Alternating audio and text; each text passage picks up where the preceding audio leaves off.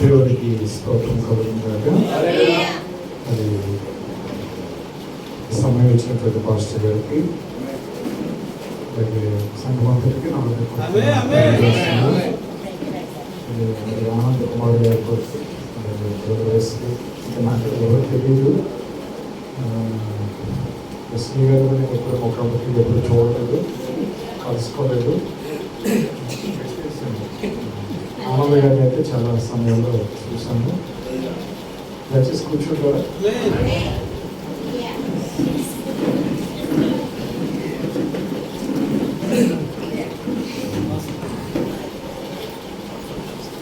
ఈ రీతిగా మరి నేను మీ మధ్యకి వస్తానని నేను అనుకోలేదు.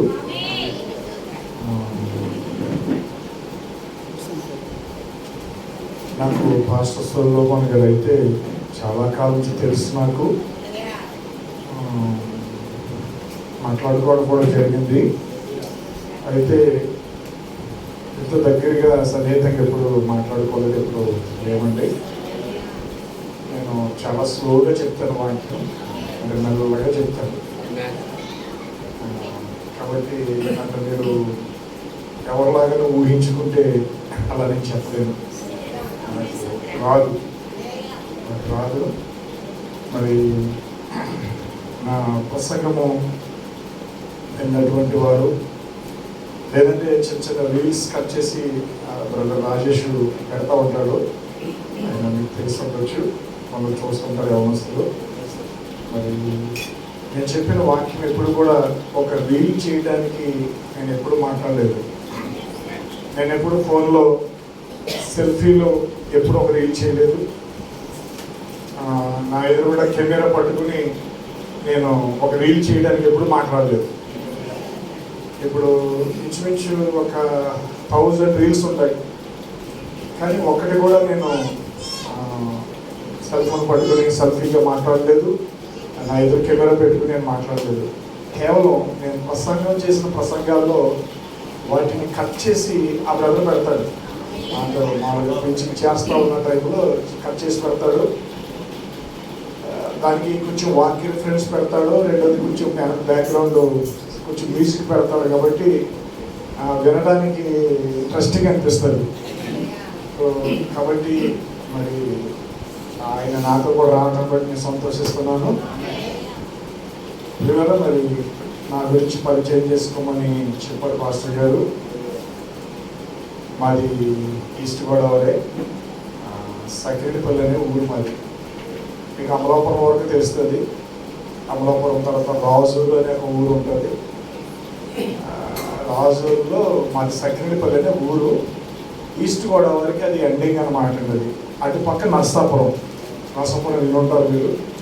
వెస్ట్ గోదావరి నర్సాపురానికి మాకు మధ్యలో గోదావరి అడ్డంతే.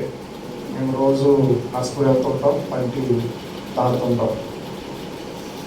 సరే, నేను క్రైస్తవ కుటుంబంలోనే పుట్టాను, క్రైస్తవ విశ్వాసంలో పెరిగాను. అయితే నేను 1994వ సంవత్సరంలో మారుమనసు పొందానండి. 94లో. నేను చెప్పేది ఒకటే, అదేంటంటే మారు మనసు లేని క్రైస్తవ్యం అది క్రైస్తవ గుణలక్షణం కాదండి. ప్రతి క్రైస్తవులు, అందుకే బైబిల్లో మనం చూస్తున్నాం కదా, ఈ కాలపు గడియ వర్తమానము నమ్ముతున్నటువంటి మనము, ప్రవక్త విలియం బ్రెన్నమ్ ప్రవక్త నమ్ముతున్న మనము, విలియం బ్రెన్నమ్ గారు ఇప్పుడు తన కుటుంబము గురించి, తన జీవితం గురించి ఎప్పుడు కూడా బహిరంగంగానే సాక్ష్యం చెప్పేవాడు. తన కుటుంబం గురించి ఎప్పుడు దాచుకోలేదు ఆయన. ఎంత పేదరికమైన కుటుంబమో, ఎలాంటి త్రాగుబోతుల కుటుంబమో, అసలు ఏ విధంగా భక్తి లేని కుటుంబమో, అసలు ఆయన పేదరికము గురించి, వారి ఆకలితో ఎలా అల్లాడారో ఇవన్నీ ఆయన చెప్తాడు. కానీ ఆ స్థాయికి వచ్చిన ఆయన తన ఆ పాత కుటుంబ జీవన విధానం గురించి కానీ, తన వ్యక్తిగత సాక్ష్యం కానీ చెప్పడానికి విలియం బ్రెన్నమ్ అన్నాడు సిగ్గుపడలేదు. అది మనందరికీ తెలుసు, బైబిల్లో ఆయన జీవితకాలం తెలుసు మనకి. కానీ ఈరోజు మన బ్రతుకు మర్చిపోయి, మన స్థితి మర్చిపోయి, కొంచెము పాస్టర్ అవ్వగానే, ఏదో ఒక సేవకుడు అవ్వగానే, దానికంటే ముందు చెప్పాలి ఏంటంటే, ఒక విశ్వాసి అంటే ఒక మనిషి ప్రభువుని నమ్ముకోగానే వాడికి సర్వం నాకే తెలిసినటువంటి గర్వం. ఇక వాడు అప్పటి వరకు తాగాడు, అప్పటి వరకు వాడు వ్యభిచారి, వాడు అప్పటి వరకు దొంగ, అప్పటి వరకు వాడు ఇష్టానుసారం జీవితం జీవించాడు. కానీ వాడికి లోకమంతా ఆడి కింద ఉన్నట్టు కనబడుతుంది. కాబట్టి మాట్లాడే గర్వపు మాటలు, చేసే ప్రసంగాలు గర్వపు ప్రసంగాలు, ఏ విధమైన మాదిరి అయిన జీవితం చెప్పే స్థితి అతని దగ్గర స్త్రీలకి లేదు, పురుషులకి లేదండి. ఎందుకనంటే మొదటిగా మారు మనసు పొందినటువంటి వ్యక్తి, పశ్చాత్తాపడినటువంటి వ్యక్తి జాలిగల హృదయం వస్తుందండి. ఆ వ్యక్తి పాపుల పట్ల, నశించిపోతున్న వారి పట్ల ఎంత జాలి వేస్తుందంటే, ఎలాగైనా ఈ వ్యక్తికి సువార్త చెప్పాలి, ఎలాగైనా ఈమెకి సువార్త చెప్పాలి, అవసరమైతే సాక్ష్యం చెప్పాలి. నేను ఎలాంటి జీవితం జీవించాను, నేను ఎలాగ మారాను, ఎలా దేవుడు నన్ను మార్చాడు, అది చెప్పే మనసు వస్తుందండి మారు మనసు పొందిన వాళ్ళకి. మారు మనసు లేకోకుండా కేవలము ఏదో మాకు దేవుడు ఒక్కడనే బయలుపాటు వచ్చింది, ఈ కాలానికి ప్రవక్త విలియం బ్రెన్నమ్ అని మాకు తెలిసింది, యేసుక్రీస్తు నామములోనే బాప్తిసం, నిజమైన బాప్తిసం మాకు తెలిసిందని అది తెలుసుకుని ఈ మెసేజ్లో వస్తున్నారు చూసారండి. వీళ్ళకున్నంత గర్వం, వీళ్ళకున్నంత అతిశయపు మాటలు, రోజులు ఉపవాసం చేసి కన్నీటితో ప్రార్థన చేసి దివారాత్రము వాక్యం ధ్యానించే వరకు కూడా ఉండదండి గర్వం. కాబట్టి నా ప్రసంగం కానీ, నేను చెప్పే విధానం కానీ, నేను సుమారుగా 30 సంవత్సరాల నుంచి 31, 32 సంవత్సరాల నుంచి పాస్టర్లు అంటే ఏంటో చూస్తున్నాను, వాళ్ళ ప్రసంగాలు వింటున్నాను, వాళ్ళ బోధలు చూస్తున్నాను, వాళ్ళ బ్రతుకులు కూడా చూస్తున్నాను. ఎందుకంటే నేను మారు మనసు పొందిన వెంటనే బైబిల్ వేసుకుని సేవకు వచ్చినండి కాదు. ఎందుకంటే నా వంటి పాపిని, నా వంటి నీచుని రక్షించింది కృప కృప కృపని. ప్రవక్త పాడిన పాట భావం వేరు, మనం పాడుతున్న భావం వేరు. పాట ఎప్పుడు ఏది పడితే అది పాడకూడదు. అది నీ జీవితానికి, నీ వ్యక్తిగత అనుభవానికి, నీ నడవడికి సరిపోవాలి పాట. అంతే తప్ప నువ్వు ఏ పాట పడితే పాట పాడి, నాకు ఫస్ట్లో నేను రక్షించబడ్డ కొత్తలో ఎస్పి బాలసుబ్రహ్మణ్యం పాట పాడేవాడు. ఏమనంటే వదకు తేబడిన గొర్రె పిల్లను నేను, ఏ పాటది, యేసు గొర్రె పిల్లను నేను దినదినము. నేను అనుకున్నాను అప్పుడు, వీడెందుకు చనిపోతున్నాడు అసలు దినదినము. ఆ పాటకి వీడికి ఏమైనా సంబంధం ఉందా అంటే నా మైండ్ సెట్ అలా ఉంటుంది. అంటే అది ఎవరో రాసిన పాట. ఇప్పుడు పాటలు రాయడం కూడా ఏమైంది, అది కూడా ఒక వరమే. పాటలు రాయడం కూడా, ఒక తాగుబోతుడు కూడా ఒక పాట రాశాడు, భయంకరమైన తాగుబోతు అయినా. అది మన యేసు అడుగుజాడలు అనేటువంటి క్యాసెట్లో అది రిలీజ్ కూడా చేయబడ్డారు. యేసు అడుగుజాడలు అనే క్యాసెట్ మీరు వినుంటారు. ఆ పాటలోని ఆ పాట రాసిన వ్యక్తి ఎవరంటే భయంకరమైన తాగుబోతు.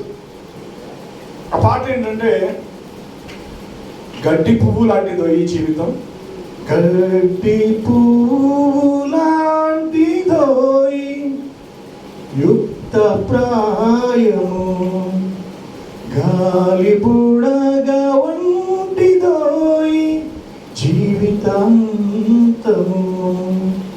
ఏ దినము ఏ గడియో ఎంచి చూడు నీ గతి, ఓ మానవ అనే పాట ఎప్పుడైనా విన్నారా? విన్నారు కదా? ఎప్పుడైనా వింటారు? ఎప్పుడో పాత పాట అండి, 94 పాట అది.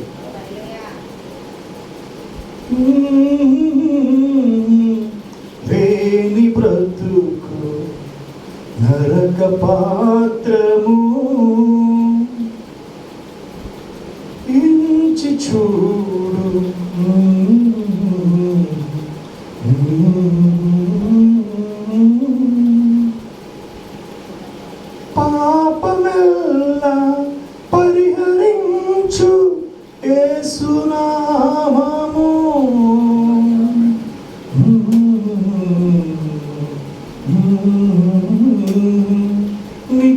జీవము.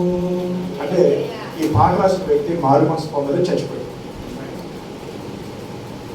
రాశాడు అంటే బ్రతకాలి, ఇలాగా దేవుడు అంటే ఎంత ప్రేమ, దేవుడు అంటే ఎంత గొప్ప. అందుకే దేవుని ప్రవక్త ఒక విషయం చెప్తాడు, ఇమ్మానుయేలు రక్తము ఇంపైన ఓటర్, ఓ పాపి అందు మునుగుము అనే పాట రాసిన ఆ రచయిత ఆ పాట రాసిన తర్వాత ఆత్మాభిషేకము తట్టుకోలేక వెళ్ళి సూసైడ్ చేసుకున్నాడు. మనం పాడతాం కదా,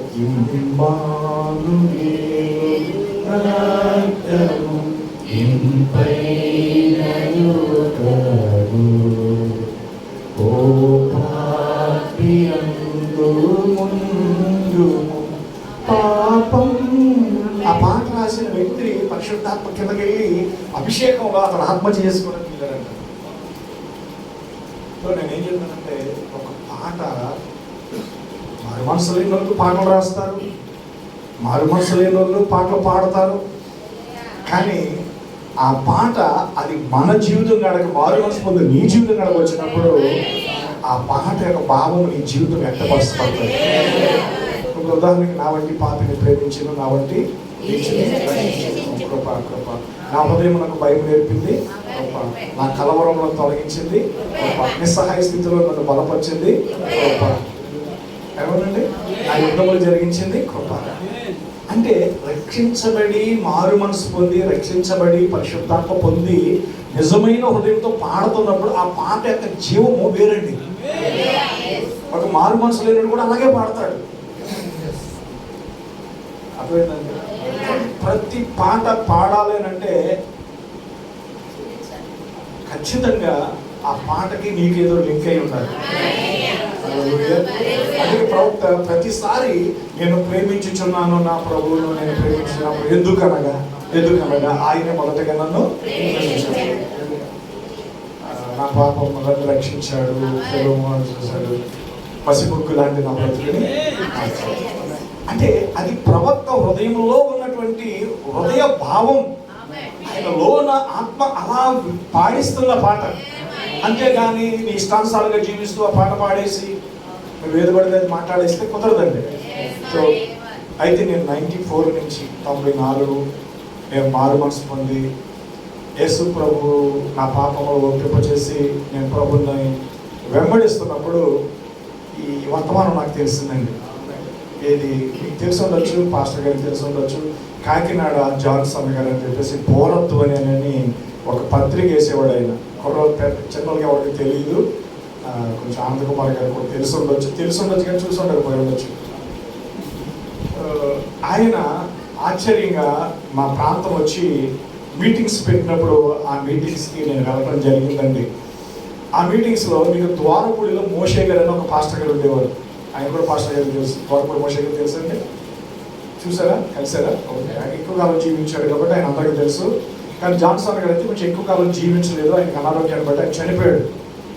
అయితే మన ద్వారపూడి మోషే గారు మా ఊరు వచ్చినప్పుడు, జాన్సన్ గారిని బట్టి మా ఊరు వచ్చినప్పుడు ఆయన పరలోక రాజ్యం యొక్క తాళపు చెవులని వర్తమానం బోధించారు. పరలోక రాజ్యం యొక్క తాళపు చేతులని ప్రసంగం చేసినప్పుడు యేసుక్రీస్తు నామములో బాప్తిసం అవ్వడం అనే విషయం తెలిసింది. అప్పటికి జాన్సన్ గారు ఈ బ్రహ్మ వర్తమానం తెలుసు ఆయనకి, వన్నస్లో యేసునామంలో బాప్తిసం ఆయనకి తెలుసు. కానీ ఆయన కొంచెం పుస్తకాలు బాగా చదవడం వల్ల, పుస్తకాలు బాగా వినడం వల్ల, నేర్చుకోవడం వల్ల ఆయన హీబ్రూ గ్రీక్ భాషల్లో అసలు యేసు ప్రభు పేరేముంది, అసలు హీబ్రూ గ్రీక్ భాషల్లో ఆయన ఏమని పిలువబడ్డాడు, ఈ విషయాలన్నీ రీసెర్చ్ చేసి, అంటే దాన్ని పరిశోధించి ఆయన ఏం చేశాడంటే, ఆయన ప్రతివాడు యేసు యేసు దేవుడు అంటున్నారు, ప్రతివాడు యెహోవా దేవుడు అంటున్నారు. కాబట్టి ఆయన ఆదిమ గ్రీక్ హెబ్రీ భాషలో ఉన్నటువంటి పదాలు తీసుకుని ఆయన యేసు అనే పేరు యేసు కాదు యాషువా అని ఒక పేరు, యెహోవా అనే పేరు యెహోవా కాదు యావే అనే పేరు, అలాగే దేవుడు అనే పదం అసలు పదమే కాదది, ఎవరికి పడితే అడిగే దేవుడు అనే పేరు పెడుతున్నారు, అసలు దేవుడి పేరు దేవుడు కాదది, సర్వశక్తిమంతుడు అనే పదానికి ఎలోహిం అనేటువంటి ఈ 3 పదాల గురించి బాగా నేర్పేవాడు అందరికి. అందరికి బాగా నేర్పేవాడు అండి. ఎలోహిం అనే పదం, యేషువా అనే పదం, యావే అనే పదం, అలాగే ప్రభువా అనే పదం కూడా అదోనై అనేటువంటి పదం నేర్పేవాడు. అయితే మరి నాకు ఇచ్చిన బాప్తిస్మము యాషువా మెస్సీ అని చెప్పేసి నాకు బాప్తిస్మ ఇచ్చాడండి ఆయన. యాషువా మెస్సీ, ఇది కూడా ఒక డాక్టరీన్ ఉంది, ఇది కూడా ఒక బోధ ఉంది, మీరు వినుంటారు, చాలా మంది తెలిసి ఉంటుంది అది. అయితే 94లో నాకు యాషువా మెస్సియా నామములో బాప్తిస్మ ఇచ్చిన తర్వాత మరి నేను ఆ సహవాసంలో ఆయన వచ్చి రావటం, మీటింగ్లు పెట్టడం జరిగినప్పుడు కొన్ని పరిస్థితులను బట్టి జరుగుతున్నప్పుడు ద్వారపూడి ఒక పెళ్లికి వెళ్ళినప్పుడు ఆ పెళ్లిలో విలియం బ్రెన్నమ్ గారి పుస్తకాలు కనబడ్డాయి. మోషే గారి దగ్గర చాలా పుస్తకాలు ఉన్నాయి. ఎందుకు ఆ పెళ్లిలో నేను కూర్చోలేక వెళ్ళి ఆ చర్చిలోకి వెళ్ళి కూర్చుందామని చర్చిలోకి వెళ్ళి చూస్తే పుస్తకాలు ఉన్నాయి. ఆ పుస్తకాల్లో చూసేటప్పటికి ఆ పుస్తకాలు తీసుకున్నాను నేను. వివాహము పరిత్యాగం అనే పుస్తకము, పరిపూర్ణ విశ్వాసం అనే పుస్తకము, గురుతు అనేటువంటి పుస్తకము, కొన్ని పుస్తకాలు తీసుకుని మరి నేను అడిగాను ఈ పుస్తకాలు ఏంటి, ఇది ఏంటి అని అడిగితే ఈ పుస్తకాలు విలియం బ్రెన్నమ్ గారు అనేటువంటి ఒక ప్రవక్త ఉన్నాడు, ఆ ప్రవక్త బోధించినటువంటి వర్తమానాలు అని చెప్తే వాటిని గురించి నాకు ఎవరో పరిచయం చేయలేదు, దాని గురించి పెద్ద ఎక్స్ప్లెయిన్ కూడా చేయలేదు. కానీ ఆ పుస్తకాలు చదవడం ప్రారంభించాను నేనండి 94లో. అలాగూ విలియం బ్రెన్నమ్ గారి పుస్తకాలు చదవడం ద్వారా మెల్లమెల్లగా దాని గురించి నాకు మరి సహోదరులు నాకు తెలియచేశారు. విలియం బ్రెన్నమ్ ఒక ప్రవక్తని, ఆయన ఫలానా అని, మరి గడియకు, లవోదిక, వర్తమానికుడు అనే విషయాలన్నీ కూడా పరిచయం చేశారు, నమ్మాము. అలాగే మరి ఆ యొక్క జాన్సన్ గారు ఒక టైం వచ్చిన తర్వాత 95లో ఇప్పుడు ఆయన చనిపోయాడు ఆయన. సరే, అంతవరకు చెప్పి ఆఫ్ చేస్తాను నేను. అయితే పిల్లరా, నేను తర్వాత బ్రెన్నమ్ గారి వర్తమానం కోసము షిండే గారు రావటం, షిండే గారి ద్వారా బ్రెన్నమ్ గారి వర్తమానం బాగా తెలుసుకోవటం, షిండే గారిని ఎలాగైనా రావాలని కోరుకోవటం, షిండే గారు మా ప్రాంతం రావటం, ఆ తర్వాత మరి నన్ను ఒక సేవకుడిగా అభిషేకించడం జరిగింది షిండే గారు, అలాగే పాస్టర్ అరుణ్ కుమార్ గారు, ఇంకా చాలా మంది సేవకులు నన్ను ఒక వారితోటి జత పనివాడిగా నన్ను అభిషేకించడం జరిగింది. వాస్తవంగా నేను 94లో మారు మనసు పొందిన, సేవ చేయాలి, పాస్టర్ అవ్వాలనే ఆశ, ఆలోచన ఎప్పుడూ ఉండేది కాదండి. పాస్టర్ అనే తలంపే వచ్చేది కాదు నాకు. అయితే మీటింగ్స్ పెట్టించేవాడిని, వెనకాల నుండి ఆర్గనైజ్ చేసేవాడిని, మొత్తం చర్చ్ వెనకుండి అంతా కూడా చేసేవాడిని. కానీ విలియం బ్రెన్నమ్ గారు వర్తమానం గారికి వచ్చేటప్పటికి ఎందుకో ఆ వన్నెస్ వాళ్ళు వ్యతిరేకించడం బట్టి, షిండే గారు రావడానికి కూడా వాళ్ళు అంగీకరించకపోవడం బట్టి నేను కొంచెం పట్టుబట్టి ఎలాగైనా సరే ఈ వర్తమానం ప్రకటించబడాలనేటువంటి ఉద్దేశంతో మరి షిండే గారు రప్పించడం బట్టి మరి ఆ విధంగా 3 కార్యాలు చెప్పాడు విలియం బ్రెన్నమ్. ఏంటంటే, ఒకటి బాప్తిస్మము, ప్రభురాత్రి భోజనము, పాదశుద్ధి కార్యక్రమం. అయితే పాదశుద్ధి కార్యక్రమం కాడికి వస్తేవాడు కదా అక్కర్లేదు అనేటువంటి విషయంలో వివాదం జరిగింది. బ్రెన్నమేట్స్ గురించి కూడా తప్పుగా వినడం జరిగింది. బ్రెన్నమేట్స్ అంటే వాళ్ళకి సరైన మారు మనసు ఉండదని, వాళ్ళు ప్రార్థనా పరులు కాదని, వాళ్ళు విలియం బ్రెన్నమే క్రీస్తు అంటారని, విలియం బ్రెన్నమే దేవుడు అంటారని రకరకాలుగా మాటలు వినడం బట్టి నేను తగ్గిపోతానని ప్రయత్నం చేశారు కానీ నేను తగ్గలేదు. అప్పుడు కూడా సేవకుడు అవ్వాలని నాకు ఆశ లేదు, నాకు ఆలోచన లేదు నాకు. అయితే చూడండి, సేవ పిలుపున్నా దర్శనం ఉన్నా కూడా నేను సేవకు రాకపోవడానికి కారణం ఏంటంటే, మొట్టమొదటిగా పాస్టర్ అంటే అది నాకు అసలు ఆ జాబు లేదంటే ఆ పని, దానికి నేను అస్సలు ఫిట్ కాననేది నా అభిప్రాయం. కాబట్టి దర్శనం ఉన్నా, దేవుని పిలుపు నాకున్నా, నేను వెనక్కి వెళ్ళిపోయాను. కానీ నాకు ఒక ఆశ ఉండేది ఏంటంటే, సువార్త చేయాలి అని అంటే ఖచ్చితంగా ఒక సువార్థికుడిగా అభిషేకించబడాలి, ఒక సువార్థికుడిగా వెళ్ళి సువార్త చేయాలి అనేటువంటి ఆశతో మరి ఆ యొక్క 2000 సంవత్సరంలో షిండే గారి ద్వారా పెట్టిన మీటింగ్స్లో నన్ను కూడా తోటి దైవజనుడిగా, సేవకుడిగా నన్ను అభిషేకించడం జరిగింది.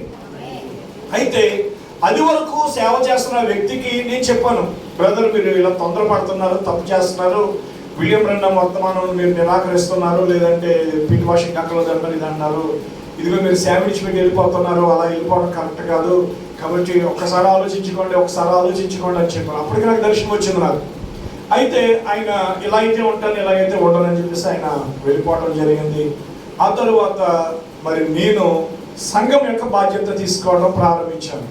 సంఘం యొక్క బాధ్యత తీసుకున్న తర్వాత అస్సలు నాకు తెలియదు, చర్చ ఎలా నడిపించాలో తెలియదు, ప్రసంగం ఎలా చేయాలో. సువార్త అంటే చేస్తాను కానీ చర్చిలో నిలబడి ప్రసంగం చేయడం రాదండి. అయితే ఆ 2000 సంవత్సరంలో మళ్ళీ మే నెలలో, మార్చి నెలలో నా దగ్గర మీటింగ్ జరిగింది. మే నెలలో మరి షిండే గారికి నా దర్శనం గురించి చెప్పడం జరిగింది. నేను అయ్యా ఇలా జరిగింది, ఇలా జరిగింది, మీరు వచ్చి వెళ్ళిన తర్వాత ఇలా జరిగిందని చెప్పినప్పుడు ఆ దర్శనానికి ఆయన చెప్పిన మాట ఒకటి ఏమన్నాడంటే, ఆయన రాజు నీకు వచ్చిన దర్శనము దేవుడు నీకు ఇస్తే దేవుడు నిన్ను నిలబెడతాడు, నువ్వు నిలబడు, ధైర్యంగా ఉండు అన్నాడు. అంతే. ఇప్పటికి 25 సంవత్సరాలు అయింది నేను సేవకు వచ్చాను. 25 సంవత్సరాల నుంచి పాస్టర్గా పనిచేస్తున్నాను.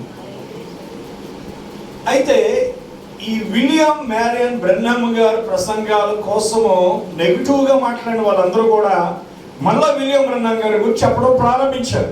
అవును, కరెక్ట్, అది కరెక్ట్ అనే కాడికి వచ్చారు.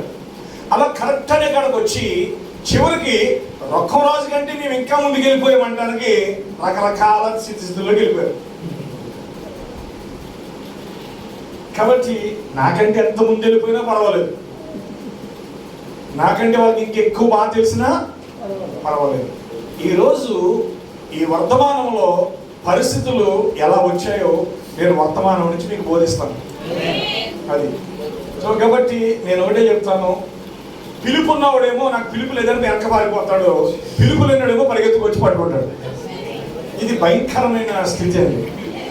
ఒక దర్శనం ఉండదు, దేవుడి నుంచి ఒక కాల్ అనేది, ఆ రికగ్నైజింగ్ అనేది, ఆ గుర్తింపు అనేది రాదు. ఒకటే ప్రవక్త బ్రహ్మం చెప్పాడు, దేవుడు తన సేవకు పిలుస్తేనంటే ఎవ్వడు ముందుకు రాడంట, పిలుపు లేనడల్లా పరిగెత్తుకొస్తాడు. ఇదేమనుకుంటాడంటే వీడు ఆడదైనా మగడైనా ఎవరైనా డినామినేషన్ అయినా వర్తమానం ఎవరైనా వొకాబులర్ మార్చేస్తారండి, మాట్లాడే విధానం మార్చేస్తారు, 2 రోజులు గ్రాంధికం మార్చేస్తారు, ఎవడునో అనుకరణ చేస్తారు, ఎవరినో టార్గెట్ పెట్టుకుంటారు, ఎవరు ఉన్నారు కదా 3 మంది సేమ్ ఇచ్చేస్తారు. ఎందుకంటే వాడు పొందింది పరిశుద్ధాత్మ కదా, దురాత్మ పొందాడు వీడు. మనిషి యొక్క అభిషేకాన్ని పొందాడు కానీ పరిశుద్ధాత్మ ఎందుకంటే నువ్వుగా ఉండు. అనుకరణ అనేది తప్పు. ఎందుకంటే ఇక్కడ పాస్టర్ గారు ఏం ప్రసంగం చేస్తున్నాడు, వీడు పాస్టర్ గారి ప్రసంగాలు వీడు యూట్యూబ్లో ప్రసంగాలు విని ఆశిష్ లాగా ఒకడు, కేవీ మార్క్ లాగా ఒకడు, అరుణ్ కుమార్ గారిలో ఒకడు, లేదంటే బర్ణబస్తుని ఆయన గురించి ఏం చెప్పకూడదు, ఆయన ఒకడు అట్లా ఒక్కరోజులాగా ఒకడు మాట్లాడాలన్నటువంటి ఆ యొక్క అభిషేకాన్ని పొందుతున్నారు వాళ్ళు. లేదంటే వస్తుంది సాధారణంగా, వింటున్నప్పుడు ఆ రకమైన ఫీలింగ్ వస్తుంది. కానీ ఆ ఫీలింగ్ను కూడా పక్కకు నెట్టి దేవుడు నీకు ఇచ్చిన సహజ స్వభావంతో మాట్లాడేదని దేవుడు చేస్తున్నారండి. కాబట్టి ఎప్పుడు కూడా కాపీ చేయకూడదు, ప్రసంగం కాపీ చేయకూడదు, వ్యక్తి యొక్క హావభావాలు కాపీ చేయకూడదు. ఎందుకంటే నువ్వు బాగా బైబిల్ చదివితే, నువ్వు బాగా మెసేజ్లు వింటే నీకు పరిశుద్ధాత్మ అభిషేకం వస్తుంది, వ్యక్తి అభిషేకం రాదు. ఎందుకంటే మొట్టమొదట ఈ వర్తమానంలో ఉన్న సమస్య ఏంటంటే పాస్టర్ గారు చెప్పే ప్రసంగాలు వినరండి విశ్వాసులు. ఈ సైతాను యూట్యూబ్లో పెట్టిన ప్రసంగాలు విని నేనేమి మీ పాస్టర్ గారు చెప్పమని లేదు, లేదా నేను చెప్పడానికి నేను చెప్తున్నాను కదా, నాకు మా మాట ఉండదు అని చెప్పి ఇచ్చారు కదా, కూర్చోమంటే కూర్చుంటాను, అదేమి ఉండదు. అర్థమైందంటే నా సంఘానికి ఒకటే చెప్తాను, నేను నా సంఘమైనా నేను ఎక్కడికి ఒకటి చెప్తాను. నువ్వు ఒక సంఘానికి వెళ్తూ నీ సంఘ కాపరి ప్రసంగం వినలేనప్పుడు నువ్వు ఆ సంఘానికి సంబంధించిన వ్యక్తివి కాదు.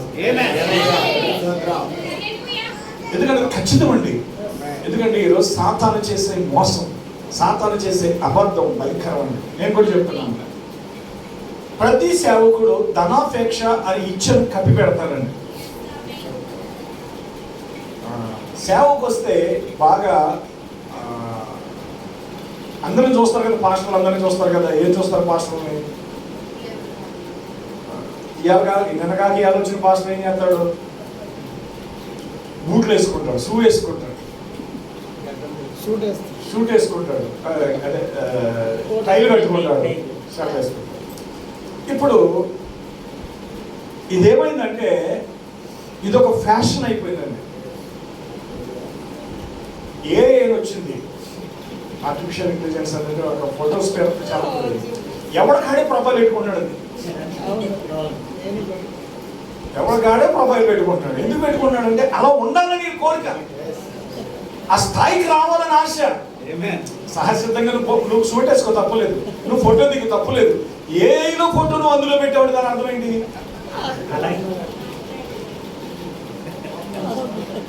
ఆ స్థాయి నీకు వస్తుంది. ఒకప్పుడు నేను అనుకునేవాడిని, పాస్టర్లు కూడా అనుకో ప్యాంట్ ఇస్తే బాగుంది అనుకునేవాడిని. ఆ పాస్టర్ గారికి బ్లాక్ ప్యాంట్లు ఎక్కువ ఉంది, ఆయన ఎప్పుడు బ్లాక్ ప్యాంట్ వేసుకోండి. నాకు ప్యాంట్లు ఉండే కదా సరిగా, ప్యాంట్ ఇస్తే బాగుంది అనుకున్నాను. కానీ నోరు తెరిచి అడగలేకపోయాను, ఆయన ఇవ్వలేదు నాకు. కానీ నాకు మొట్టమొదట బట్టలు ఎవరైనా ఇచ్చారు, రాజు నువ్వు ఇలాంటి బట్టలు వేసుకున్నావండి, కొంచెం మంచి బట్టలు వేసుకుని అన్న వాళ్ళు ఎవరంటే హైదరాబాద్ సామ్యుల్ కొత్త, బోయస్ కొత్త, జీవన్ ప్రకాష్ కొత్త. వాళ్ళు రాజు హవాయి చెప్పులు వేసుకుని వెళ్ళేవాడు. నేను హైదరాబాద్ హవాయి చెప్పులు వేసుకుని, రబ్బర్ చెప్పులు, పారాగాన్ చెప్పులు వేసుకుని వెళ్ళేవాడిని. బాగా నలిగిపోయిన బట్టలు వేసుకుని వెళ్ళేవాడిని. అయితే ఇక్కడ ఈ ట్విస్ట్ చెప్పకముందు కూడా చెప్పాలి. అదేంటంటే నేను పుట్టుకతోటే ధనవంతుల కుటుంబంలో పుట్టాను. మా నాన్న కొయిట, మా తాత కొయిట. నేను కన్ను తెరవకముందే మా తండ్రి మా తాతగారు కూడా గల్ఫ్. నేను చిన్నప్పటి నుంచి మంచి విలువైన బట్టలు, దుబాయ్ బట్టలు, మస్కడి బట్టలు తొడిగాను. నేను నాకు ఒక age 6th class 7th class వచ్చే వరకు కూడా నేను ఉత్తరాలు రాసి మా నాన్నని ఎన్టీ రామారావు ఏ ప్యాంట్ వేసుకుంటే, అక్కినే నాగేశ్వరరావు ఏ ప్యాంట్ వేసుకుంటే ఆ సినిమా వాళ్ళ ప్యాంట్లో కలర్స్ నేను రాసి కూడా మా నాన్నకి అవి కావాలి నాకని పట్టుకొచ్చి కూడా మా నాన్న దుబాయ్ నుంచి మంచి బట్టలు తొడిగాను. పెళ్ళయ్యే వరకు కూడా మంచి బట్టలు తొడిగాను, జీన్ ప్యాంట్లు తొడిగాను, మంచి షర్ట్లు తొడిగాను. పెళ్ళయింది, మారు మనసు పొందాను, చిరిగిపోయిన బట్టలు వేసుకోవడం మొదలెట్టాను. నాకు బట్టల మీద కూడా ఇంట్రెస్ట్ పోయింది. నాకు బట్టలు అంటే అసలు ఇష్టమే పోయింది. నాకు నా జీన్ ప్యాంట్లు ఆడాలకి ఇచ్చేసాను, నా మంచి షర్ట్లు ఆడాలకి ఇచ్చేసాను. నా ప్యాంట్లు కూడా చిరిగిపోయి ఉండి, నా షర్ట్లు కూడా అంత ఇస్త్రీ కూడా చేయించుకునేవాడిని కాదు నేను. అయితే అంత సామాన్యంగా ఉండి ఎవరైనా ప్యాంట్ ఇస్తే, ఎవరో కూడా కాదు, పాస్టర్లు ఎవరైనా ప్యాంట్ ఇస్తారేమో ఆశపడేవాడు, పాస్టర్లు ఎవరైనా చొక్కా ఇస్తారేమో ఆశపడేవాడిని. దేవుని సంగతి నిజం చెప్తున్నాను, జోక్ కోసం సానుభూతి కోసం ఈ చెత్త మనకు రాదు. నిజంగా దేవుని ఎదురు చెప్తున్నాను, ఎవరైనా చొక్కా ఇస్తే బాగుందనుకుంటున్నాను. ఏమీ లేవండి మీకు ఆ టైం. అంటే మా నాన్నకి 3 ఎకరాలు ఉంది, మా తాతకి 2.5 ఎకరాలు ఉంది, చాలా ఆస్తి పనులు. కానీ నేను ఎప్పుడైతే మారు మనసు పొందానో అందరూ ఉండి ఎవరు లేని వాడిని అయిపోయాను. అప్పటి వరకు బాగా లగ్జరీగా, తాగుబోతుగా, తిరుగుబోతుగా, ఇష్టానుసారం జీవించింది నేను. మారు మనసు పొందిన తర్వాత ఎవరు నన్ను ఇష్టపడలేదు, మారాడనుకున్నారు అంతే. సరే, కూలి పనికి వెళ్ళడం మొదలుపెట్టాను. వ్యవసాయం పనికి, కూలి పనికి వెళ్ళడం మొదలుపెట్టాను. ఎంతగా 94 నుంచి నేను కూలి పనికి వెళ్తానే ఉన్నాను. 94 నుంచి కూలి పనికి వెళ్తానే ఉన్నాను. కూలి పని అంటే వ్యవసాయం పని. నేను మారు మనసు పొందాను, సువార్త ప్రకటిస్తున్నాను. పనికి వెళ్తే బైబిల్ కూడా అట్టుకెళ్ళిపోయాడు సంచిలో పెట్టుకుని. పనికి వెళ్తే నా బట్టలు మంచి బట్టలు వేసుకుని, నా మంచి బట్టలు ప్యాంట్ షర్ట్ వేసుకుని పొలంకి వెళ్ళి, పొలం కాడ నా ప్యాంట్ షర్ట్ తీసి నిక్కర్ వేసుకుని, బనీన్ వేసుకుని పొలంలో పనిచేసి, మళ్ళీ గోధులో స్నానం చేసి, మళ్ళీ ప్యాంట్ షర్ట్ వేసుకుని మళ్ళీ సువార్తకి వెళ్ళేవాడిని. ఇంటికి రావాలంటే నాకు ఇష్టమయ్యేది కదా, ఇంటికి వెళ్ళేవాడిని కాదు నేను అసలు. ఎవరికైనా ఒకవేళ అలాంటి అనుభవం ఉందేమో, ఒకవేళ ఇంటికి వెళ్ళడానికి ఇష్టపడలేదు. అప్పటికి నాకు 2 పిల్లలు పుట్టారు. అప్పటికి నాకు ఇంటికి వెళ్ళేవాడిని కాదు. రాత్రి ఎప్పుడు 10-11 గంటలకు వెళ్ళేవాడిని ఇంటికంటే.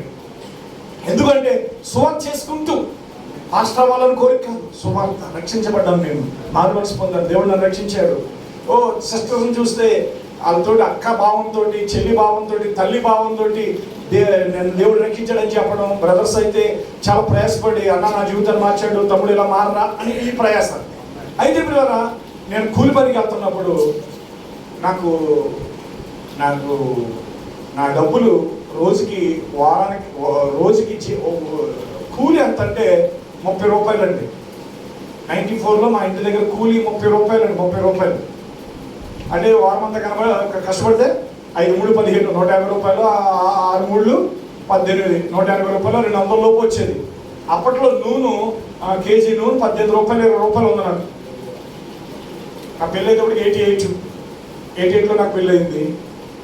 20 రూపాయలు నూనె, కందిపప్పు ఒక 18 రూపాయలు అలా ఉండేది. ఆ మెయింటెనెన్స్ సరిపోయేది అలాగే. అయితే నా కష్టం చూసి నా భార్య కూడా ఎప్పుడు పనిచేసింది కాదు. అది పుట్టినప్పటికి వాళ్ళ అమ్మ నాన్న కొయిట. మా ఊర్లో అందరూ కొయిట వాళ్ళు ఉంటారండి. ఇప్పుడైతే మా ఊర్లో అందరూ ఇజ్రాయిల్లో ఉంటారండి. ఇప్పుడైతే మా ఊర్లో అందరూ లండన్లోనూ అమెరికాలో ఉంటారండి. మా ఊరు అంటే పల్లెటూరు, కానీ మీరు అక్కడికి వస్తే అది పల్లెటూరు అనుకోరండి. ప్రతి ఒక్కరికి డూప్లెక్స్ బిల్డింగ్లు ఉంటాయండి. 2 అంతస్తులు 3 అంతస్తులు బిల్డింగ్స్ ఉంటాయి. సరే, అప్పుడు నా కష్టాలు చూసి నా భార్య కూడా నాతో పాటు కూలి పనికి వచ్చేదండి. ఇద్దరు కూలి పనికి వెళ్ళేవాడు. ఆవిడ వేరే పంటలోకి వెళ్ళేది, నేను వేరే పంటలోకి వెళ్ళేవాడిని. పంటలు తెలుసు కదా మీకు, మేస్త్రి ఉంటాడు. మేస్త్రి పొద్దున్నే కేకేస్తాడు 7 గంటలకి. ఆడవాళ్ళు వైపు పంపుతాడు, మగవాళ్ళక వైపు పంపుతాడు. ఆకు తీస్తారు తెలుసు కదా, వరి నాడు తీస్తారు కదా, అది ఆ పని, బట్టలు అక్కలేసే పని, తొరాలేసే పని, గంపలు మోసే పని, ఇవన్నీ నేను చేశాను. ఇప్పుడు మీకు నేను అలా కనబడుతున్నాను? నేను అలా కనబడను. బాగా చదువుకున్న వాళ్ళ కనబడతాను, కొంచెం ఉద్యోగం చేసుకున్న వాళ్ళలాగా కనబడతాను. పర్సనాలిటీ అది అంతే. కానీ ఈ స్టోరీ ఎవరికి తెలియదు కదా. సరే, ఈ లోపు 3వ బిడ్డ కూడా పుట్టేసింది నాకు. 94లో 3వ బిడ్డ పుట్టేసింది. 3వ బిడ్డ పుట్టేసిన తర్వాత నా భార్య, నేను రోజు ఇంటికి రావడం నాకు అలవాటు లేదు కదా, మీటింగ్కి వెళ్ళిపోవడం, ఎక్కడ సువార్త చేయడం అలవాటు కదా. అప్పుడు నా భార్య నన్ను 1 సంవత్సరంలో పిల్లోడు పురుడు వచ్చింది. ఇప్పుడు ఇక్కడ అబ్బాయికి ఏమో 1 సంవత్సరం, అమ్మాయికి ఏమో 2 నెలలు పురుడు వచ్చింది. అప్పుడు చంటి పిల్లోడిని పట్టుకుని ఇంకొక బ్రదర్ సైకిల్ దొరికితే చంటి పిల్లోడిని మీటింగ్కి తీసుకెళ్ళిపోయేవాడిని. 8 నెలల 10 నెలల వయసులో పిల్లోడిని, 8 నెలల 10 నెలల పిల్లోడిని నేను మీటింగ్స్ తీసుకెళ్ళిపోయేవాడిని. అలా కష్టపడి నేను అలా సువార్త చేసి అలా దేవునిలో జీవిస్తున్నప్పుడు 2000 సంవత్సరంలో నేను సేవకు వచ్చానండి. సేవకు వచ్చినప్పుడు నా మొదటి కానుక ఎంతో తెలుసా? 120 రూపాయలు. వారం నేను కష్టపడితే ఎంత? 180 రూపాయల నుంచి 200. కానీ నేను సేవకు వస్తే నాకు వచ్చిన కానుక ఎంత? 120 రూపాయలు. ఆదివారం వచ్చిన కానుక మంగళవారానికి అయిపోయేదండి. మంగళవారం సంత ఉండేది. ఆ సంతకి వెళ్ళి కొన్ని తెచ్చుకుంటే మంగళవారం సంతకి అయిపోయింది. అప్పట్లో నా సంఘంలో ఎవరు ఇజ్రాయిల్లో లేరు, నా సంఘంలో ఎవరు కోయిటలో లేరు, ఎవరు ఉద్యోగస్తులు లేరు, ఇప్పటికీ లేరు ఉద్యోగస్తులు, ఎవరు లేరు. అయితే 120 రూపాయల నుంచి ప్రారంభించిన నా పరిచర్య క్రమేణా దేవుడు నన్ను ఏ వారానికి ఆ వారం పోషించడం మొదలుపెట్టాడు. ఏ వారానికి ఆ వారం. నేను ఒకటే చెప్తాను, ఏ సేవకుడి దగ్గర ఎవడి చేతి కింద నేను రూపాయి చాపలేదు. నన్ను బలపరిచినోడు కానీ నా చేతిలో డబ్బులు పెట్టి, రాజు నీకు ఏం అవసరతలు ఉంటాయో, పాస్టర్ గారు నీకు ఏం అవసరతో అని ఒక్క పాస్టర్ నా చేతిలో డబ్బులు పెట్టలేదు. నా వెనకాల బ్యాక్గ్రౌండ్ ఎవరు ఏ పాస్టరు లేడండి, ఎవరు లేరండి. నెలకి ఎంత ఇవ్వడమో, 3 వారానికి ఎంత ఇవ్వడమో, 2 వారాలకి ఎంత ఇవ్వడమో, ఏమైనా ఖర్చు ఉంటుందేమో, ఎవరెవరు. నా దగ్గరకు వచ్చిన వాళ్ళు షిండే ఉన్నారు, జార్జిమల్ ఉన్నాడు, వైజాగ్ వసంత్ కుమార్ ఉన్నారు, అరుణ్ కుమార్ ఉన్నాడు, కేవి మార్క్ ఉన్నాడు. ప్రతి దైవజనుడు నా దగ్గరకు వచ్చాడు. నేను ఎప్పుడు ఎవరి దగ్గర ₹1 వాళ్ళ దగ్గర చేయి చాపలేదు, వాళ్ళ చేతి కింద నేను ఎప్పుడు లేను. అర్థమవుతుంది? ఎప్పుడు ఏ పాస్టర్ ఒకవేళ వాళ్ళ చేతులు ఏదైనా సేవకులను కామి పెడితే దానికి నేను 200 పెట్టాను.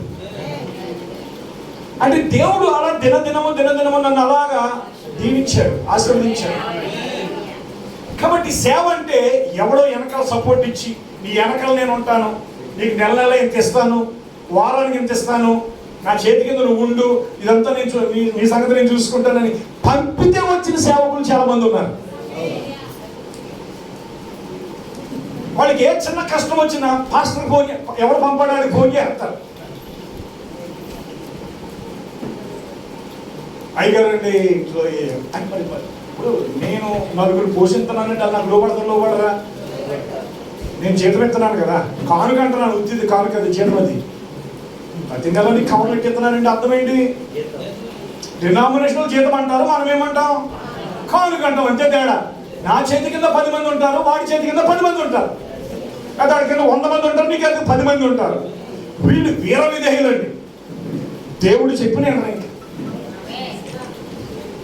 దేవుడు చెప్పినా వినరు వీళ్ళకి ఏంటంటే ఆ పెద్ద బాస్ చెప్పాలండి. ఈనాడు చెప్తాను కొన్ని విషయాలు, వాక్యం నుంచి చెప్తాను కొన్ని విషయాలు.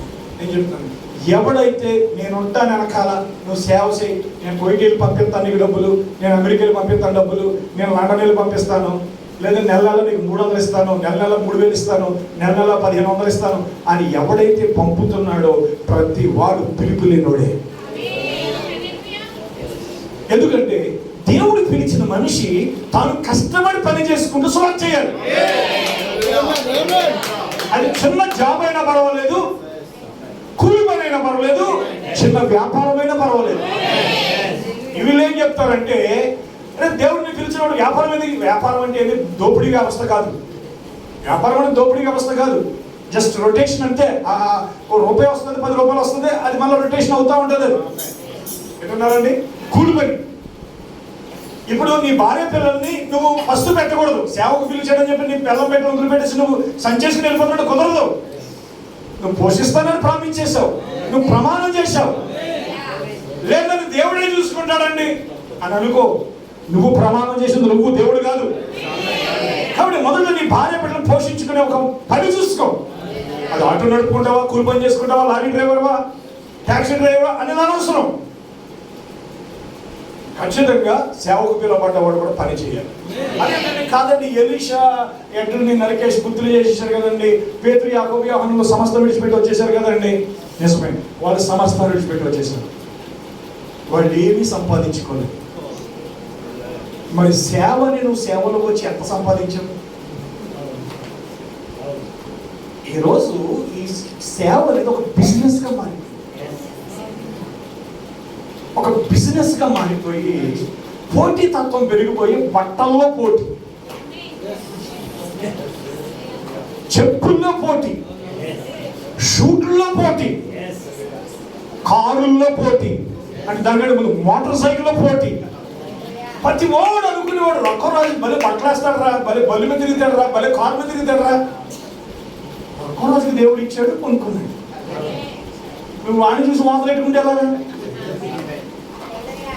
దేవుడు నీకు ఇచ్చాడని నిన్ను చూసి నేను మొదలెట్టుకోను. నేను నా స్థాయి ఏంటో, నా పరిస్థితి ఏంటో, నా ఎదుగుదల ఏంటో, నా పరిస్థితి ఏంటో నాకు తెలియాలి కదా. అప్పులు చేసేయటం, విశ్వాసుల మీద ఎట్టేయటం, అప్పులు చేసేయటం. నా అప్పు ఏ విశ్వాసి తీర్చలేదు. నేను ఎప్పుడు నా అప్పుల కోసం సంఘంలో భిక్షమెత్తుకోలేదు. ఈరోజు దేవుడు ఎవరైనా కలిగి ఉంటే ఇస్తారు. ఇప్పుడు మంచి స్థితిలో ఉన్నామని పాస్టర్ గారు కష్టాలు చూసో బాధలు చూసో ఎవరో ఒకరు హెల్ప్ చేస్తారు. అది కామన్. అది ఉంటారు కదా మంచి వాళ్ళు అండి. సేవకుడు అండి ఇబ్బందులు ఉన్నప్పుడు, భార్య బాగున్నప్పుడు, పిల్లలు బాగున్నప్పుడు, కుటుంబాల ఆర్థిక పరిస్థితులు బాగున్నప్పుడు, కొంచెం బాగున్న వాళ్ళు బియ్యం కట్టేసే వాళ్ళు ఉంటారు, లేదంటే ₹1000 చేతులు పెట్టి వాళ్ళు ఉంటారు. అంతకు మించి సంఘం మీద వీడి అప్పులు సంఘానికి రుద్దకూడదు. వింటున్నారండి? చాలా మంది చర్చికి అని చెప్పి డబ్బులు కలెక్ట్ చేసి ఇల్లులు కట్టేసుకున్న పాస్టర్లో ఉన్నారు.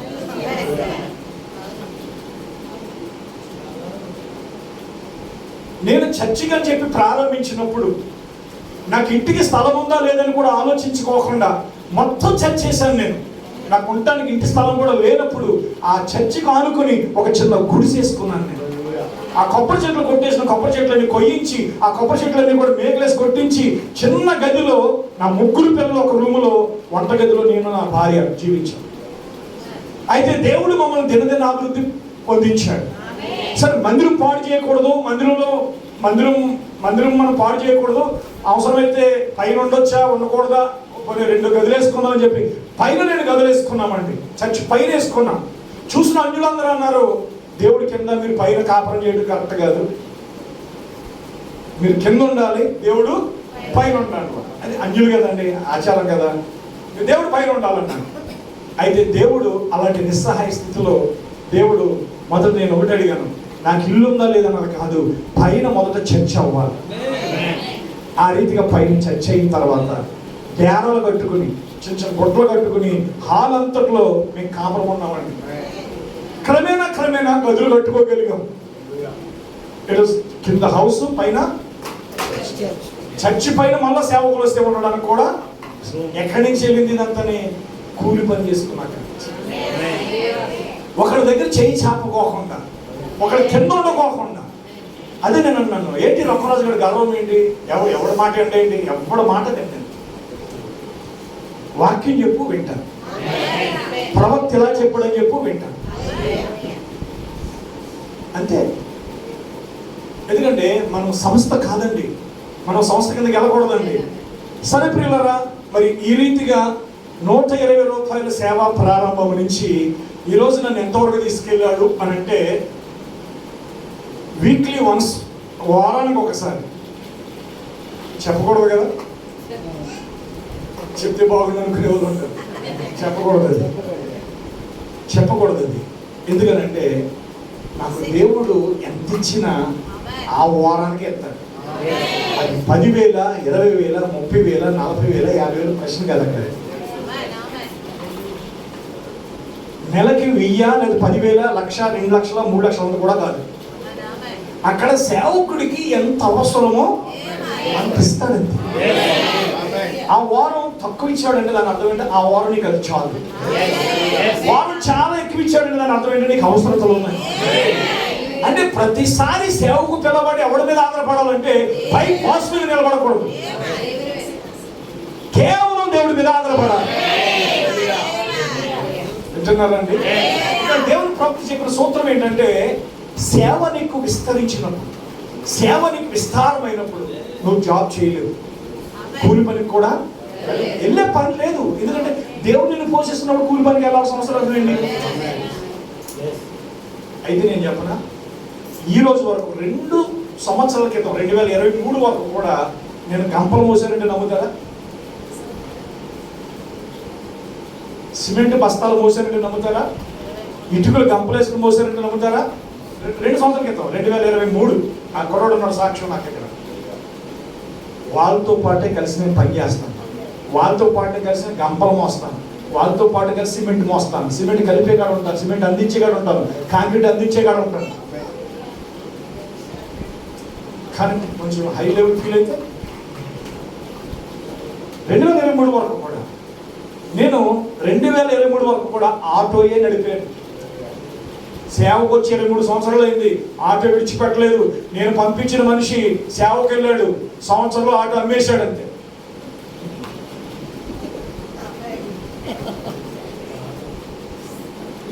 ఇరవై 23 సంవత్సరాల సేవలో నేను ఆటో నడిపాను. అంటే దీనికోసం ట్రావెల్ సర్వీస్ కోసం కాదు.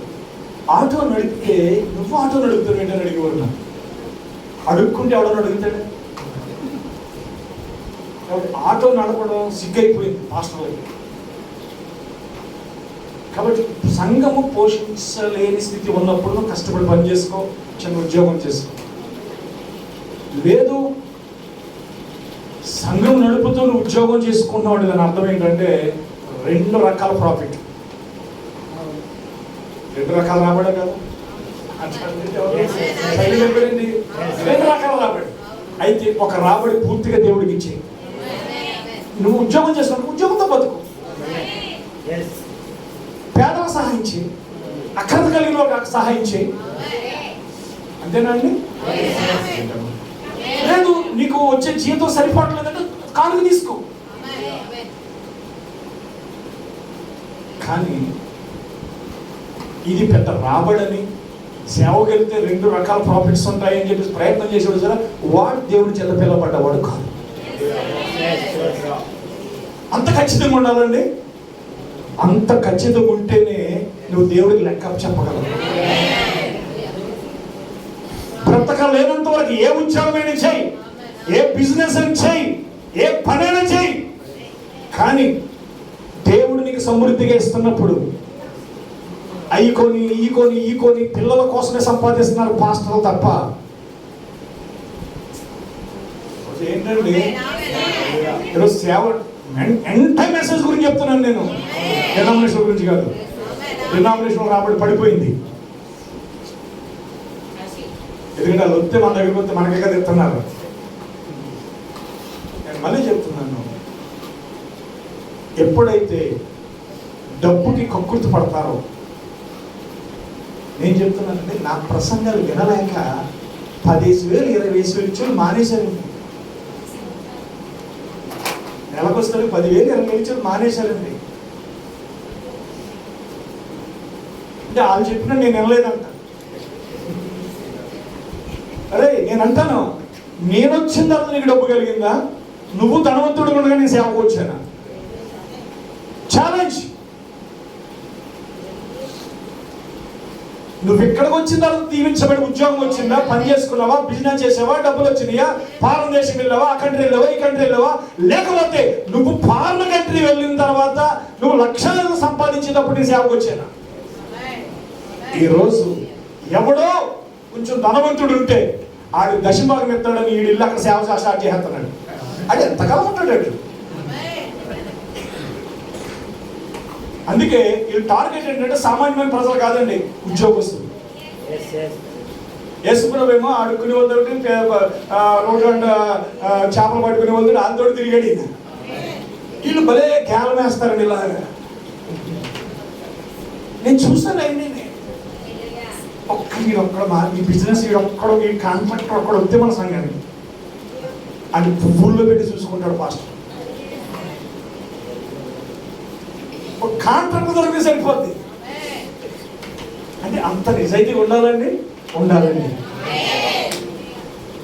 ఎందుకంటే పిలిచింది దేవుడు కదా, చేసేది దేవుని సేవ కదా.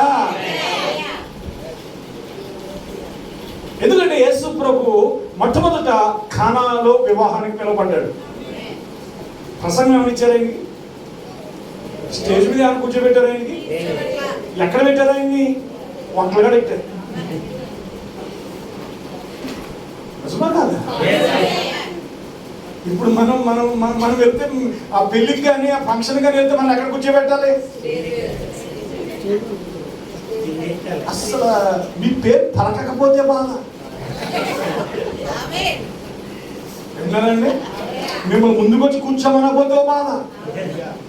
కొంతమందిని కూర్చోబెట్టి కొంతమందిని బయట కూర్చోబెడితే యేసు ప్రభువుని ఎక్కడ కూర్చోబెట్టారు? ద్రాక్షరసం అయిపోయింది అక్కడ, వంటలు అయిపోయినాయి అక్కడ, ద్రాక్షరసం అయిపోయింది అక్కడ. ఆయన పనుల్లో పెట్టుకున్నాను. అయితే నా ఉద్దేశం పనులను కాదు, ఆయన అక్కడే ఉండాలి. ఎందుకంటే అక్కడ ఆయన చేయాల్సిన అద్భుతం ఉండాలి. ఎందుకంటే ఆయన ఏ ధనవంతుడి ఇంటికి వెళ్ళి నైట్ ఉండలేదు. వెళ్ళాడు ఒకసారి ధనవంతుడి ఇంటికి. ఎవరింటికి? జక్కయ్య ఇంటికి వెళ్ళాడు. అందరూ సరుక్కున్నారా? మా పాస్టర్ గారు డబ్బున్న వాళ్ళ ఇంటికి వెళ్తాడు, పేదల ఇంటికి రాడు. దశభాగాలు ఎవరు భాగిస్తారో అతనికి వెళ్తాడు.